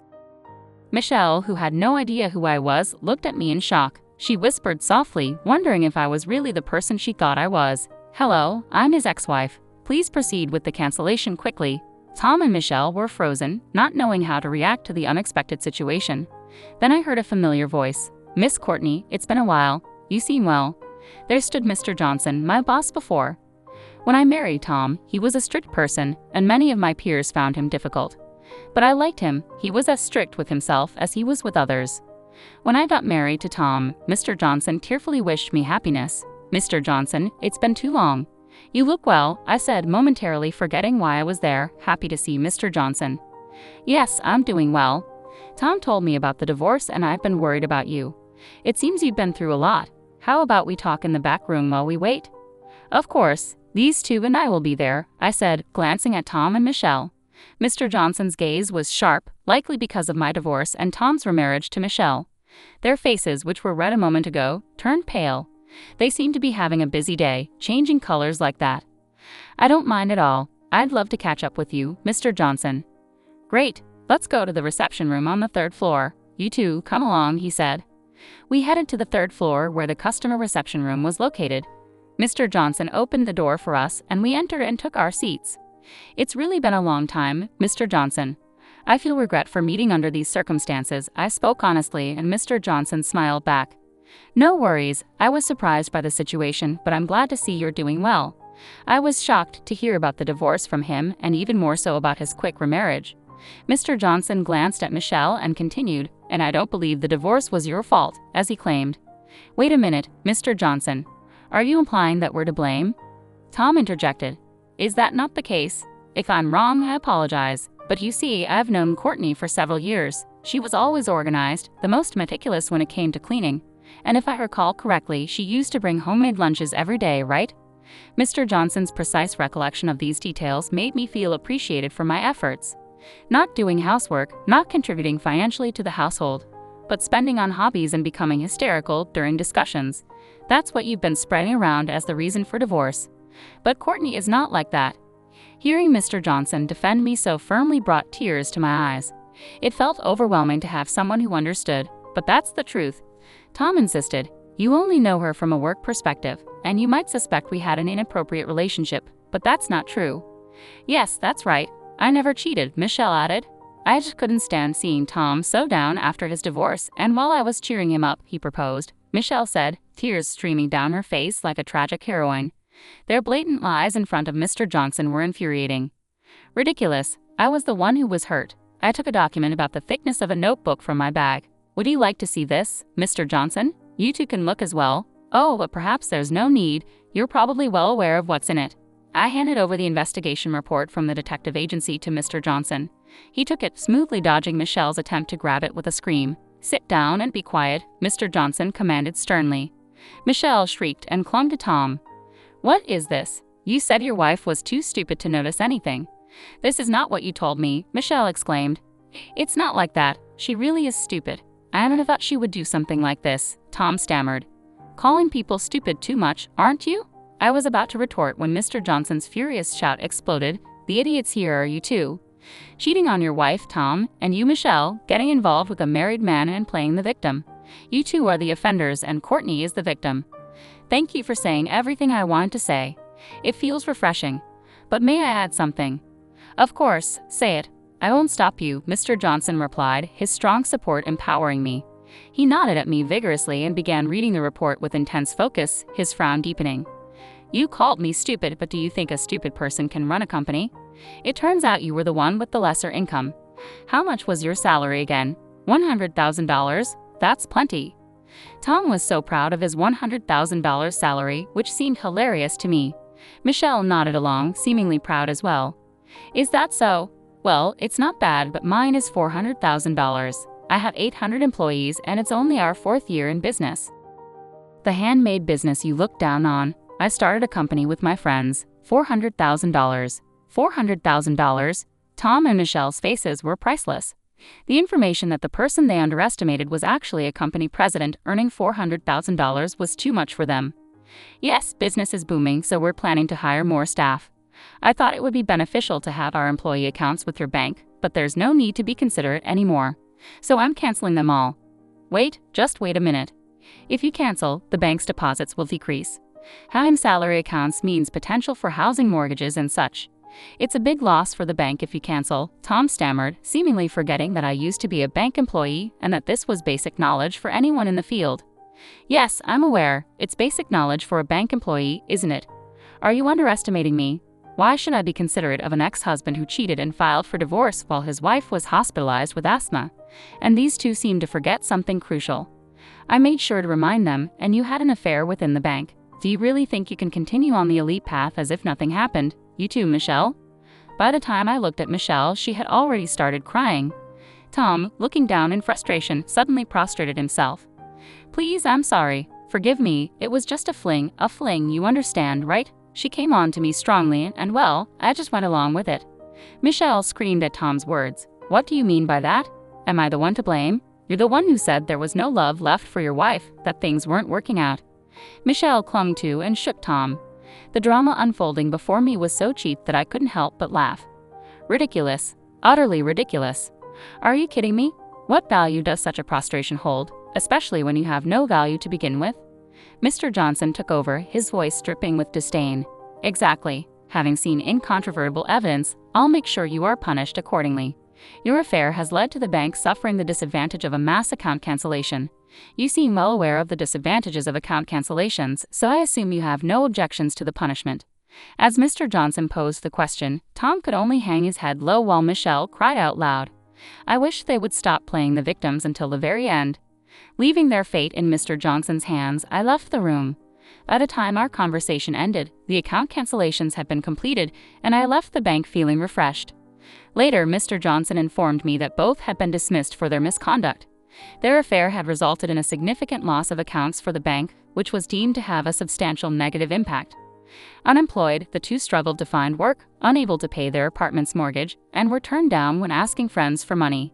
Interestingly, Tom kept sending me messages and emails begging for reconciliation after divorcing Michelle, all of which I ignored. The laughably pathetic emails were forwarded to Sophia, and we enjoyed a good laugh. I also filed for compensation through a lawyer. Tom had the audacity to claim that since I started my company after our marriage, its assets should be divided between us. Unfortunately for him, the assets in the company's name are exempt from division. I thought divorce would be difficult, but working hard post-divorce has made me realize how happy I am. I even wish I had divorced sooner. Humans are strange creatures. With plenty of money to spend freely and no grievances, I've decided to live my life valuing myself more from now on. My father's sudden hospitalization pulled me back to our family home, disrupting the life I built elsewhere.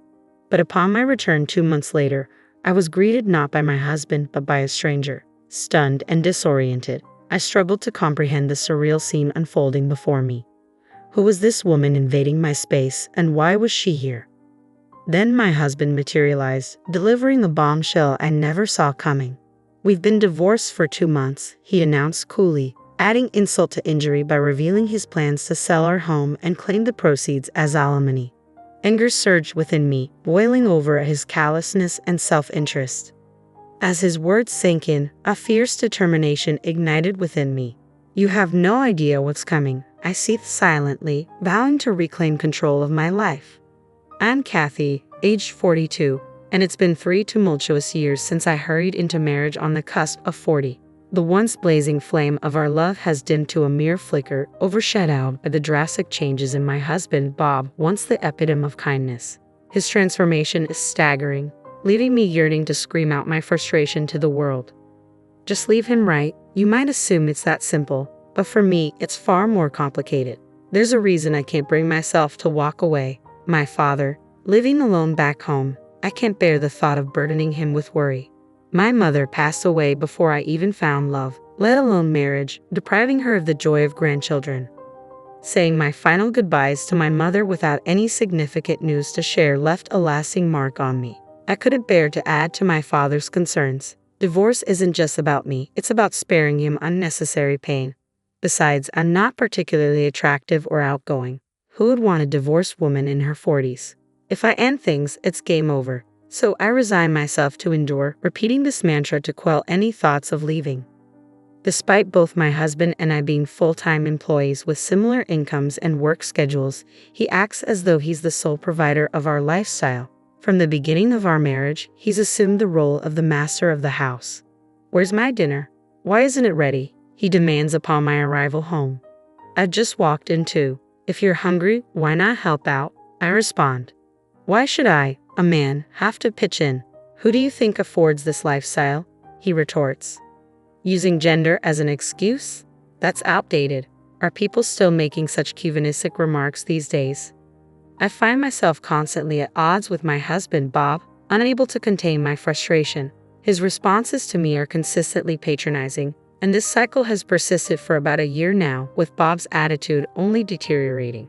I've long ceased yearning for the way things used to be between us.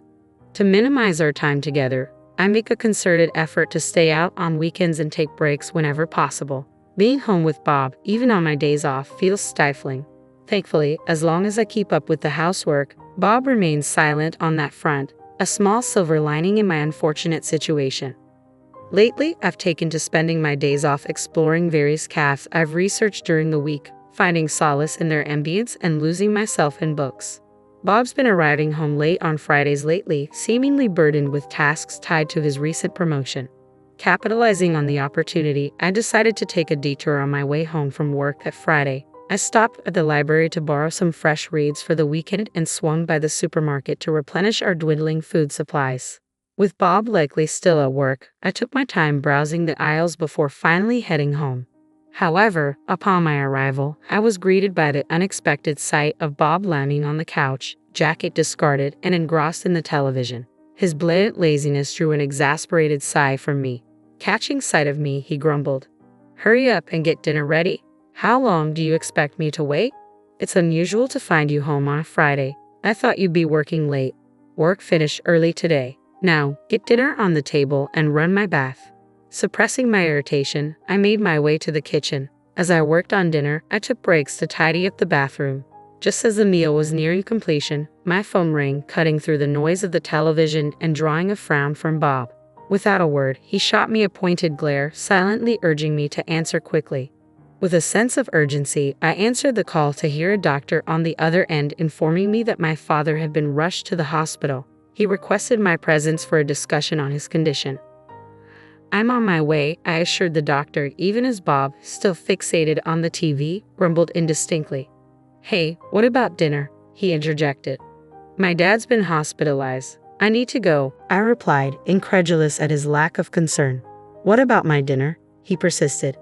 His disregard for my father's situation was infuriating. "For once, can you handle things on your own? Dinner's ready. Help yourself," I retorted, unable to conceal my frustration. Frustrated beyond measure, I couldn't contain my anger, and he responded with a burst of fury, his veins visibly pulsating. "What's with the attitude? Just because he's in the hospital doesn't mean you have to make such a scene. You're married to me. Your priorities should lie with your husband, not your father," he spat out angrily. His words left me speechless, but the urgency of the situation at the hospital took precedence. There was no time to argue with someone so unreasonable. I slammed a plate down in front of my disgruntled husband. "Please take care of the dishes," I instructed tersely before hastily making my exit from the house. Upon reaching the hospital, I found my father lying in bed, his face bearing the marks of weariness I hadn't seen before. Despite his reassurances over the phone, it struck me that he might be struggling with loneliness in his solitary existence, bereft of my mother's presence. His diet and well-being were likely not as balanced as he claimed. I chided myself for naively accepting his words at face value. My father was not one to easily admit vulnerability. How could I have overlooked this? Lost in self-reproach, I was summoned by a nurse for an update on my father's condition. Led to another room, I awaited the attending physician's explanation. The doctor revealed that my father had slipped and fallen on the stairs at the train station, resulting in a fractured leg that would require considerable time to heal. "Do you have someone who can bring him necessities during his stay?" the doctor inquired. "It varies. Rehabilitation will be challenging," I responded. "If possible, frequent visits would be beneficial," urged the doctor. "Understood. I'll be here every day," I vowed, resolute in my decision. With the doctor's guidance, I resolved to stay at my parents' home during my father's hospitalization, a 2-hour journey each way from my own residence. Daily visits would be taxing, but commuting from my childhood home would make it more manageable. It was time to make the necessary arrangements. Leaving the hospital while my father rested, I returned home around noon on Saturday. My husband was nowhere to be seen, but he arrived later in the evening. I wasted no time in briefing him on the situation. "I'll need to go back to my parents' house to care for my father," I explained. Predictably, his reaction wasn't favorable. "Who will take care of me then?" he grumbled.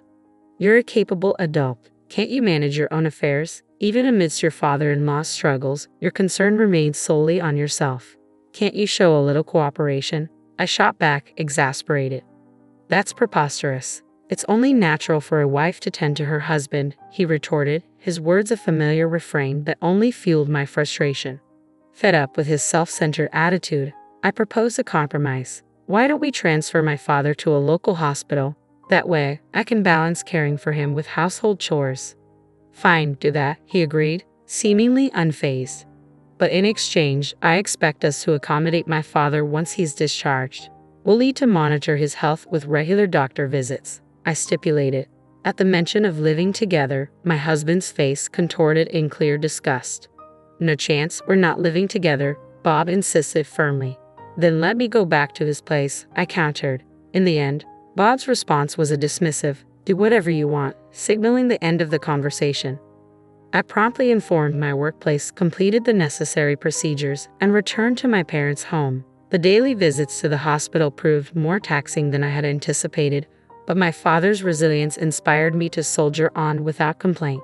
Despite his best efforts, his condition showed little improvement, and as 2 months slipped by, I realized I needed to return home soon.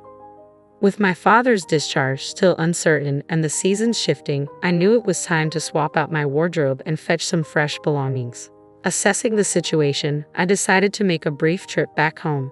However, upon my return, the sight that greeted me wasn't that of my husband. Instead, a woman's voice echoed from deep within the house. "Bob, are you back?" I called out upon my return, only to be met with silence. Perplexed, I repeated his name, but still, there was no response. Startled by the unexpected turn of events, I stood frozen in shock. Finally, a voice from within the house responded. "Bob, is that you?" As the realization sank in that the voice wasn't mine, the owner of the voice cautiously emerged from the room. "You're not Bob. Who are you?" she stammered, visibly taken aback. Confidently, I retorted, "Who are you? What are you doing in someone else's house?" Her response left me reeling. "Someone else's house? This is my house," she declared firmly, sending a wave of panic through me. Rushing to the porch, I frantically checked the nameplate, confirming that this was indeed my house. Confusion engulfed me as I struggled to make sense of the situation. Before I could fully comprehend what was happening, my husband sauntered in casually from the entrance. "What's going on here?" I demanded, my tone laced with fury. His expression mirrored my confusion as he met my gaze. "Why are you here?" he questioned, his words cutting through the chaos. "I came back to grab some clothes, but who is that woman?" I shot back, my frustration mounting. "It's your fault for not taking care of me. She'll be handling the house from now on," he stated matter-of-factly, dropping a bombshell. "What do you mean? We got divorced 2 months ago," he revealed, shattering the last semblance of normalcy. "To divorce? What are you talking about? I haven't heard anything about this," I protested, stunned by the revelation. "Of course you haven't. I made all the decisions myself," my husband replied coolly, his tone devoid of remorse. What do you mean?" I stammered, struggling to comprehend the gravity of his words. "We're getting divorced. I already started making arrangements. And as for the house, I plan to sell it soon. I'll be taking the proceeds as alimony," he declared, his words hitting me like a freight train. "But this house isn't solely yours. It's in both our names. I'm entitled to half of it," I insisted, desperation creeping into my voice. "It's your own fault for neglecting your responsibilities around the house. Give me all the proceeds from the sale," he retorted, his words dripping with contempt. "I haven't even signed the divorce papers yet, and yet you're already treating us as divorced. Regardless, if that's what you want, then fine. Gather your belongings and leave immediately," I asserted, my voice tinged with disbelief and frustration. "That's a selfish thing to say," my patience wore thin, snapping at his callousness. "You don't understand anything," I added, my tone firm with conviction. He regarded me with skepticism. "What's left to discuss? Property division," he scoffed. "It's your own fault for failing in your duties as a wife. Even if you try to fight it legally, you'll lose. It's a waste of time," he dismissed callously. "Property division. So now you know about that term. Are you mocking me?" I retorted, my indignation mounting. "That's enough. If that's how you want it, I'll gather my things and go," I declared, resolved to put an end to this conversation. I retreated to my room, swiftly packing my belongings. As I busied myself, a sweet voice called out from the other room, "Bob." "Who's this older woman?"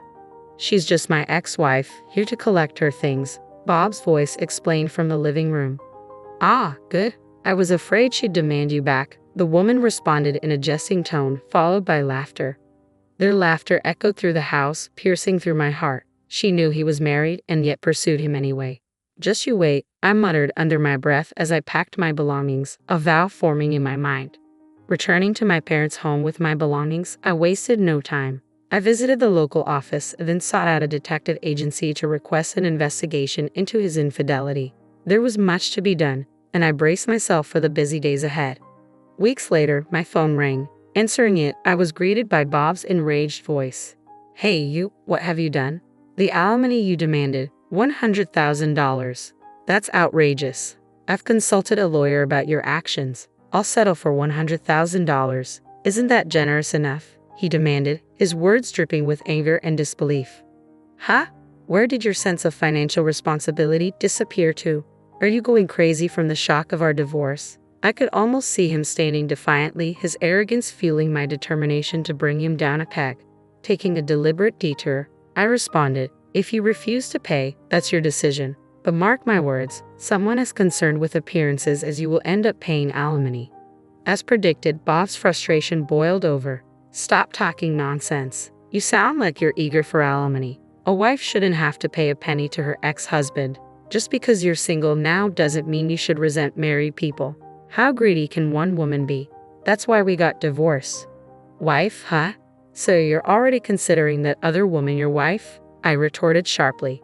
Perhaps you should watch what you say before mocking others. Remember, I could take you to court if I wanted to. What? What did you just say? The app seemed momentarily stunned by the mention of court. Hey, what crime are you accusing me of? I married my current wife after our divorce. I haven't done anything wrong, Bob retorted defensively. Sorry to disappoint you, but I've already conducted an investigation into your affair. I hired a detective and I have all the evidence, so don't bother trying to deny it. I countered firmly. What? Bob fell silent, but I pressed on. You've been involved with her for over a year now, haven't you? However, unfortunately, having an affair isn't considered a crime, I stated matter-of-factly. Then why did you mention taking me to court? You just said cheating isn't a crime, Bob protested, confusion evident in his voice. Don't you realize that filing for divorce without the other party's consent is a crime? I responded pointedly. As Bob remained silent, I pressed forward. What you did amounts to forgery of a legal document, a serious offense. Did you really think that wouldn't catch up with you? Using someone else's signature to submit divorce papers without their consent is clearly a reckless move. That's because you abandoned me for months. That's why I filed for divorce. I did nothing wrong. It's all on you, Bob retorted defensively. Really? You conveniently filed for divorce just 1 week after I moved back to my parents' house. According to the private investigator's report, you claimed I abandoned you for months. Does that make sense to you? We were already divorced, so legally, I wasn't your wife anymore, I countered, my voice edged with frustration. Bob was at a loss for words, but I pressed on. Seriously, what kind of grown man blames his divorce on his spouse not taking care of him? Get real? Take care of yourself. I'm not your personal caretaker. But a wife is supposed to take care of her husband. How else were we supposed to make ends meet? Bob interjected, clinging to his outdated beliefs. What era are you living in? Your salary is pretty much the same as mine, and we split the bills 50-50. Who do you think should be thankful for the life you've been living? I snapped, unable to contain my frustration. I wasn't stopping now. Without waiting for his response, I laid all my cards on the table. I'll sue you for forgery if you don't cough up $100,000 as compensation. If you want to avoid that, just pay up. And don't think your mistress is off the hook. But make sure to get proper compensation from her too. Plus, I'll take half of the house sale and our joint savings as part of the property division. Whoa, hold on. If things go that way, I'll be left with almost nothing. She doesn't even work and I have to support her, Bob pleaded, panic seeping into his voice. Do you think I care? I can sue you for forgery and for infidelity. Should I just do both if you're going to keep whining? I threatened. Fear evident in his silence, Bob abruptly hung up. Always concerned about his public image, he chose to pay the compensation without taking it to court. He ended up having to pay the compensation claims from his mistress as well. Between the property division and the compensation for his mistress, Bob was left with nothing. He struggled to make ends meet, living each day on the edge. To make matters worse, word of his affair spread at his company, subjecting him to uncomfortable stares and judgmental whispers from his colleagues. Unable to quit his job, Bob began to vent his frustration on his new wife. Their once loving relationship quickly deteriorated, devolving into constant arguments. Their relationship was now reportedly at its worst. Meanwhile, I requested a transfer to a branch near my parents' house. My father was discharged from the hospital without any complications, and we settled into a peaceful life together. I am committed to showing my filial piety by taking good care of him from now on. You're useless, You can't even handle the chores or take care of the kids, let alone pay the alimony," Kyle spat out as he finally showed up at the hospital 3 weeks after my traffic accident. His harsh words cut through me as I lay there in the hospital bed, hoping he had come out of concern. Instead, he proved to be a disappointment. I sighed deeply. To be honest, I had already been considering a divorce. I didn't expect Kyle to bring it up now, but I guess I should be thankful. It saved us both some trouble. Fine, I agreed quickly, which surprised Kyle. Little did he know, I was already one step ahead. I wanted to tell him that I knew what he was planning and that I was silently laughing at him in my head. My name is Sarah. I'm a 40-year-old housewife living with my husband, Kyle, and our 7-year-old daughter, Lisa. Kyle and I met during a group blind date and got married when I was 30. He was easy to talk to, and eventually, I fell for him.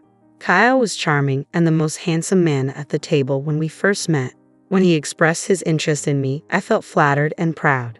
Kyle was incredibly romantic in our early days. He would surprise me with dessert plates and bouquets at fancy restaurants for my birthdays, take me on trips for our anniversaries, and write heartfelt letters at just the right moments. I felt so lucky to have him and eagerly accepted his marriage proposal, imagining a life full of surprises and excitement even after marriage. But once we were married, things took a turn. "Hey Sarah, my dinner isn't ready yet. I've been working all day, and you can't even have dinner prepared when I get back. You're so lazy." Once married life began, he started demanding like he was the master of the house and I was supposed to be his caretaker. At first, I was shocked by the change in him. I thought he was just joking. When we were dating, we used to laugh at each other's silly jokes. We imagined a sweet newlywed life where we called each other by cute nicknames and stayed lovey-dovey even after having kids. But it turned out he wasn't joking at all. He treated me like a servant or something even worse. At first, I would laugh it off, thinking he was joking. But gradually I realized he was serious. He really saw me as his caretaker, and that was frightening. After we got married, I had to quit my job, and we depended on the money Kyle earned. I was scared that if I didn't do as he said, he might cut me off financially, so I felt trapped. Honestly, Kyle's income wasn't great. I was making more when I was working. Kyle only finished high school and jumped from one job to another. His unstable work history continued, quitting jobs every year or two. It seemed Kyle felt insecure about his background and took out his frustrations on me. "I'm sorry I got delayed with some errands," I told him once. "Don't make excuses, just hurry up and make it," Kyle replied, sitting down with a cold beer. This had become a common scene, but each time it happened, it chipped away at the person I used to be. I sighed and started cooking. My marriage made me miserable, but I managed to get by. The following year, our daughter Lisa was born, and my days became a series of struggles. As expected, Kyle didn't help much with Lisa. However, he would spoil her by buying her any candy or toy she wanted. I tried to raise Lisa properly, scolding her when needed, which made her cling to Kyle even more. "Lisa, you like Daddy, don't you?" Kyle asked her once. "Yeah, Daddy is cool. I love Daddy," Lisa replied. "I knew it, I'm super dad," Kyle said, looking at me smugly. It was frustrating, but I couldn't help feeling glad that Lisa loved her father. I just sighed again. Despite his spoiling her, Kyle never attended any of Lisa's kindergarten events like sports festivals or recitals. "You know there's a parent-child race at Lisa's sports festival. Could you participate?" I asked him. "Huh? Why me? You're free that day, you do it," he responded. "I'm busy with work every day, but the sports festival could be a great time for us to bond as parents. It's on a holiday, so you won't have to work," I said. "Shut up. We're already close enough. Maybe you should work on your relationship with Lisa. She thinks you're mean, you know. You might want to fix that," Kyle said, laughing as he left for work.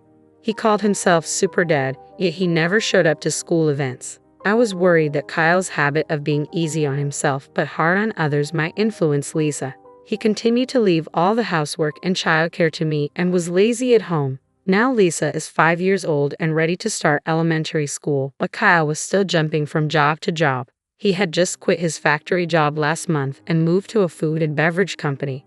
"I'll be working weekends at my new job since it's in the food industry," he said. "Looks like we'll hardly see each other then," I replied. "Can't be helped, it's work," he said. Honestly, I was relieved because I knew that with Kyle gone, my days would be a bit easier. I was tired of Kyle ordering me around on weekends. Now, I wouldn't have to be nagged by him to clean the floor or serve meals quickly. However, with Kyle out on weekends, Lisa would be sad. It's better for kids to spend holidays with the whole family. I have work, so please let Lisa know, Kyle said. I couldn't really argue with Kyle since he was the one bringing in the money. Reluctantly, I went to tell Lisa. I'm sorry, but Daddy won't be able to go out with you on his day off, I said, expecting her to be upset. I told her with a frown, but contrary to my expectations, Lisa seemed unconcerned. It's okay. If you're okay with it, then it's fine. You know he's not going to be here on all weekends, right? Daddy has been smelling strange lately, she said. A strange smell? I asked, puzzled. Lisa nodded and went back to her room. What on earth was she talking about? I've been so busy with housework and taking care of our child that I hadn't noticed much about Kyle lately. Our marriage was not like it used to be, and I tried to avoid being around Kyle to keep things calm. The strange smell Lisa mentioned might be from the factory, I thought. Factories often use special solvents, so it made sense that Kyle could come home with a weird smell. If that was the case, the smell would probably go away soon.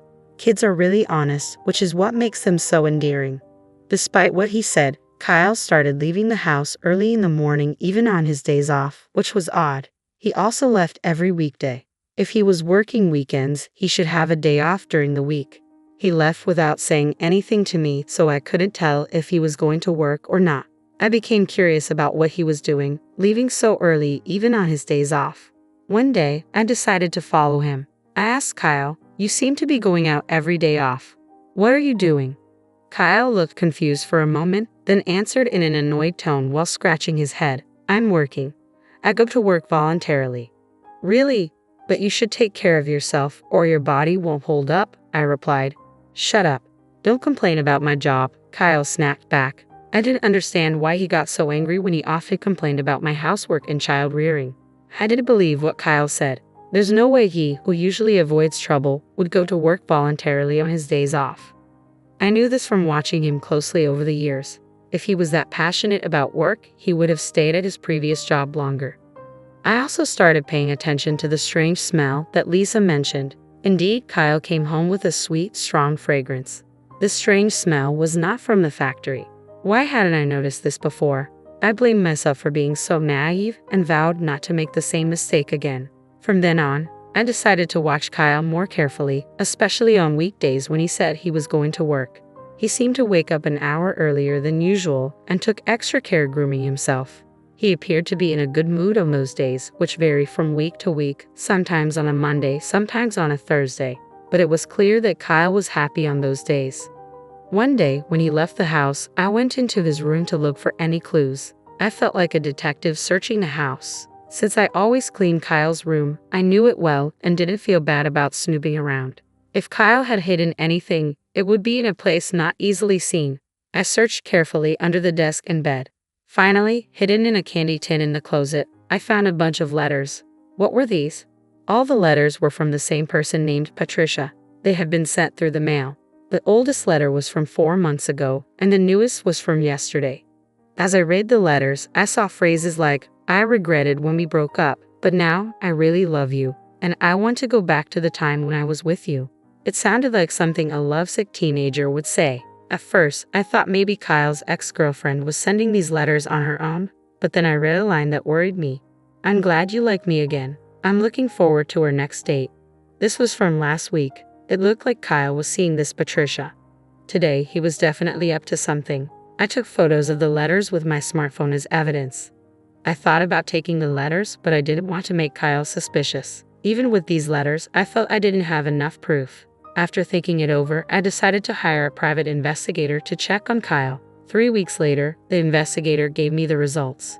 He quickly brought photos of Kyle and Patricia close together in the park at night, and even a recording of them saying, "I love you" to each other. I accepted the facts calmly. With solid proof in hand, I went to the municipal office and came back with a divorce form.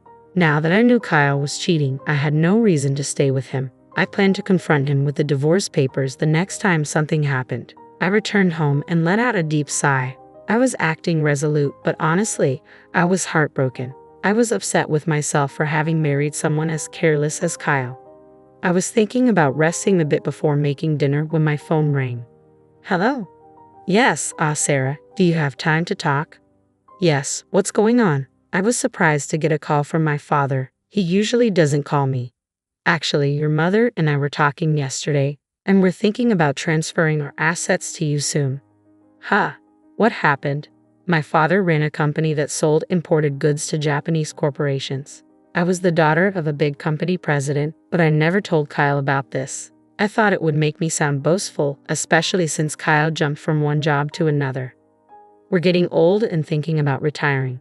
We thought about keeping the company going but didn't want to push it onto you, our only daughter, so we've decided to step back.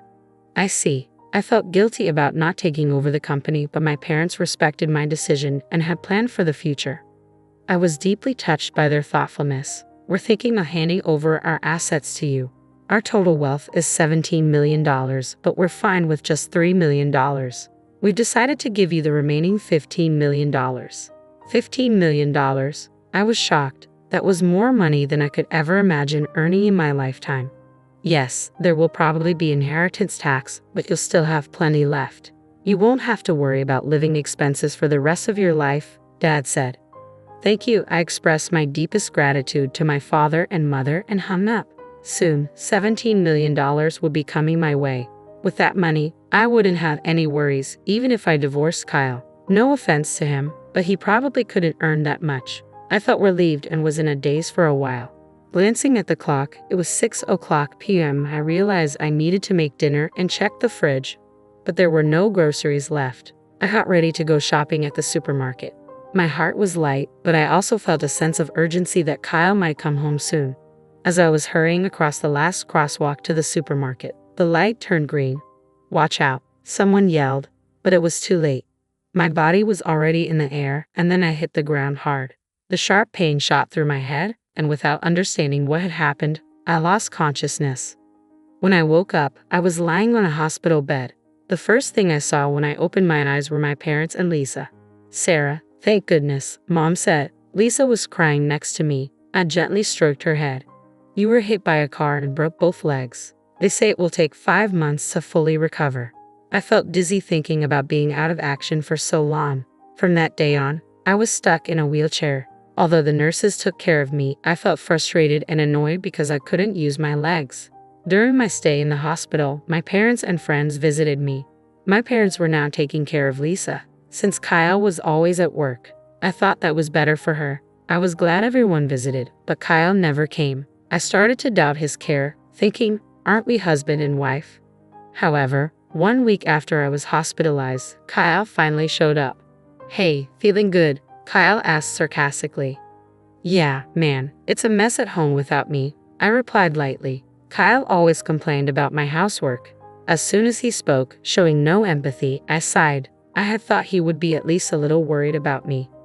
What can I do? I was in a car accident. I snapped back when Kyle looked at me with disdain and said, you're useless if you can't do housework or take care of the child. That's the worst. And you should pay alimony. He said such horrible things to his hospitalized wife. Initially, I had hoped Kyle came to visit out of concern, but he was still disappointing. I sighed deeply. Honestly, I have been thinking about getting a divorce myself. I hadn't expected Kyle to bring up divorce today, but it saved me the trouble of arguing. Sure, I said, and Kyle looked surprised when I agreed. Unfortunately, I know what you're up to, I wanted to say, laughing inside. Instead, I pulled out a filled-in divorce form from a bag my mother had brought and held it in front of Kyle's face. You already had this. Kyle was briefly confused, his eyes wide, but then he took the divorce notice from me and filled in his name and address right there. I felt relieved, knowing I wouldn't have to see Kyle's face ever again. I wanted to tell him the feeling was mutual, but I just watched him leave silently. Probably Kyle will remarry Patricia after the divorce. I don't know what kind of woman Patricia is, but it's sad to think she's going to marry someone as controlling and unpleasant as Kyle. I thought to myself. I felt a bit guilty about Lisa, but deciding to leave was something I had thought about for a long time. I promised myself I would take good care of Lisa. A month after Kyle left, my life was peaceful. The time without my husband nagging me felt like heaven. I was released from the hospital and started physical therapy. I decided to stay at my parents' house until my leg healed. My parents were angry at Kyle when they learned about the divorce, but they stopped pressing the issue when I told them I wanted to forget about him. Lisa doesn't seem lonely even without her father around and is going to elementary school happily, I observed. In the end, Lisa also noticed Kyle's domineering behavior and probably didn't see him as a father anymore. I was convinced that divorcing Kyle was the right decision, but one afternoon I got a call on my mobile phone. I ignored it when I saw Kyle's name, but the phone kept ringing nonstop. Eventually, I answered the call. "Hey Sarah, when are you coming back?" Kyle's words made no sense to me, and he sounded like he was about to start yelling. "What do you mean coming back? You're married to Patricia, didn't you?" I replied. When I mentioned Patricia's name, Kyle sounded surprised and exclaimed, "How do you know that? Did you think I didn't know you cheated? That's why I asked for alimony." "Yes, that's right, but alimony and child support, I can't pay that. Why do I have to pay alimony anyway? You, who never did the housework, should be the one to pay," Kyle argued. I was shocked to hear Kyle's argument. I had requested alimony and child support through a lawyer, but he hadn't paid yet. I knew Kyle didn't have a lot of money, but he should find a way to pay. Yet here he was saying something ridiculous like I should be the one to pay alimony. "I gathered evidence of your affair through a detective agency. The lawyer has seen it." It seems Kyle had already seen the evidence from the detective agency.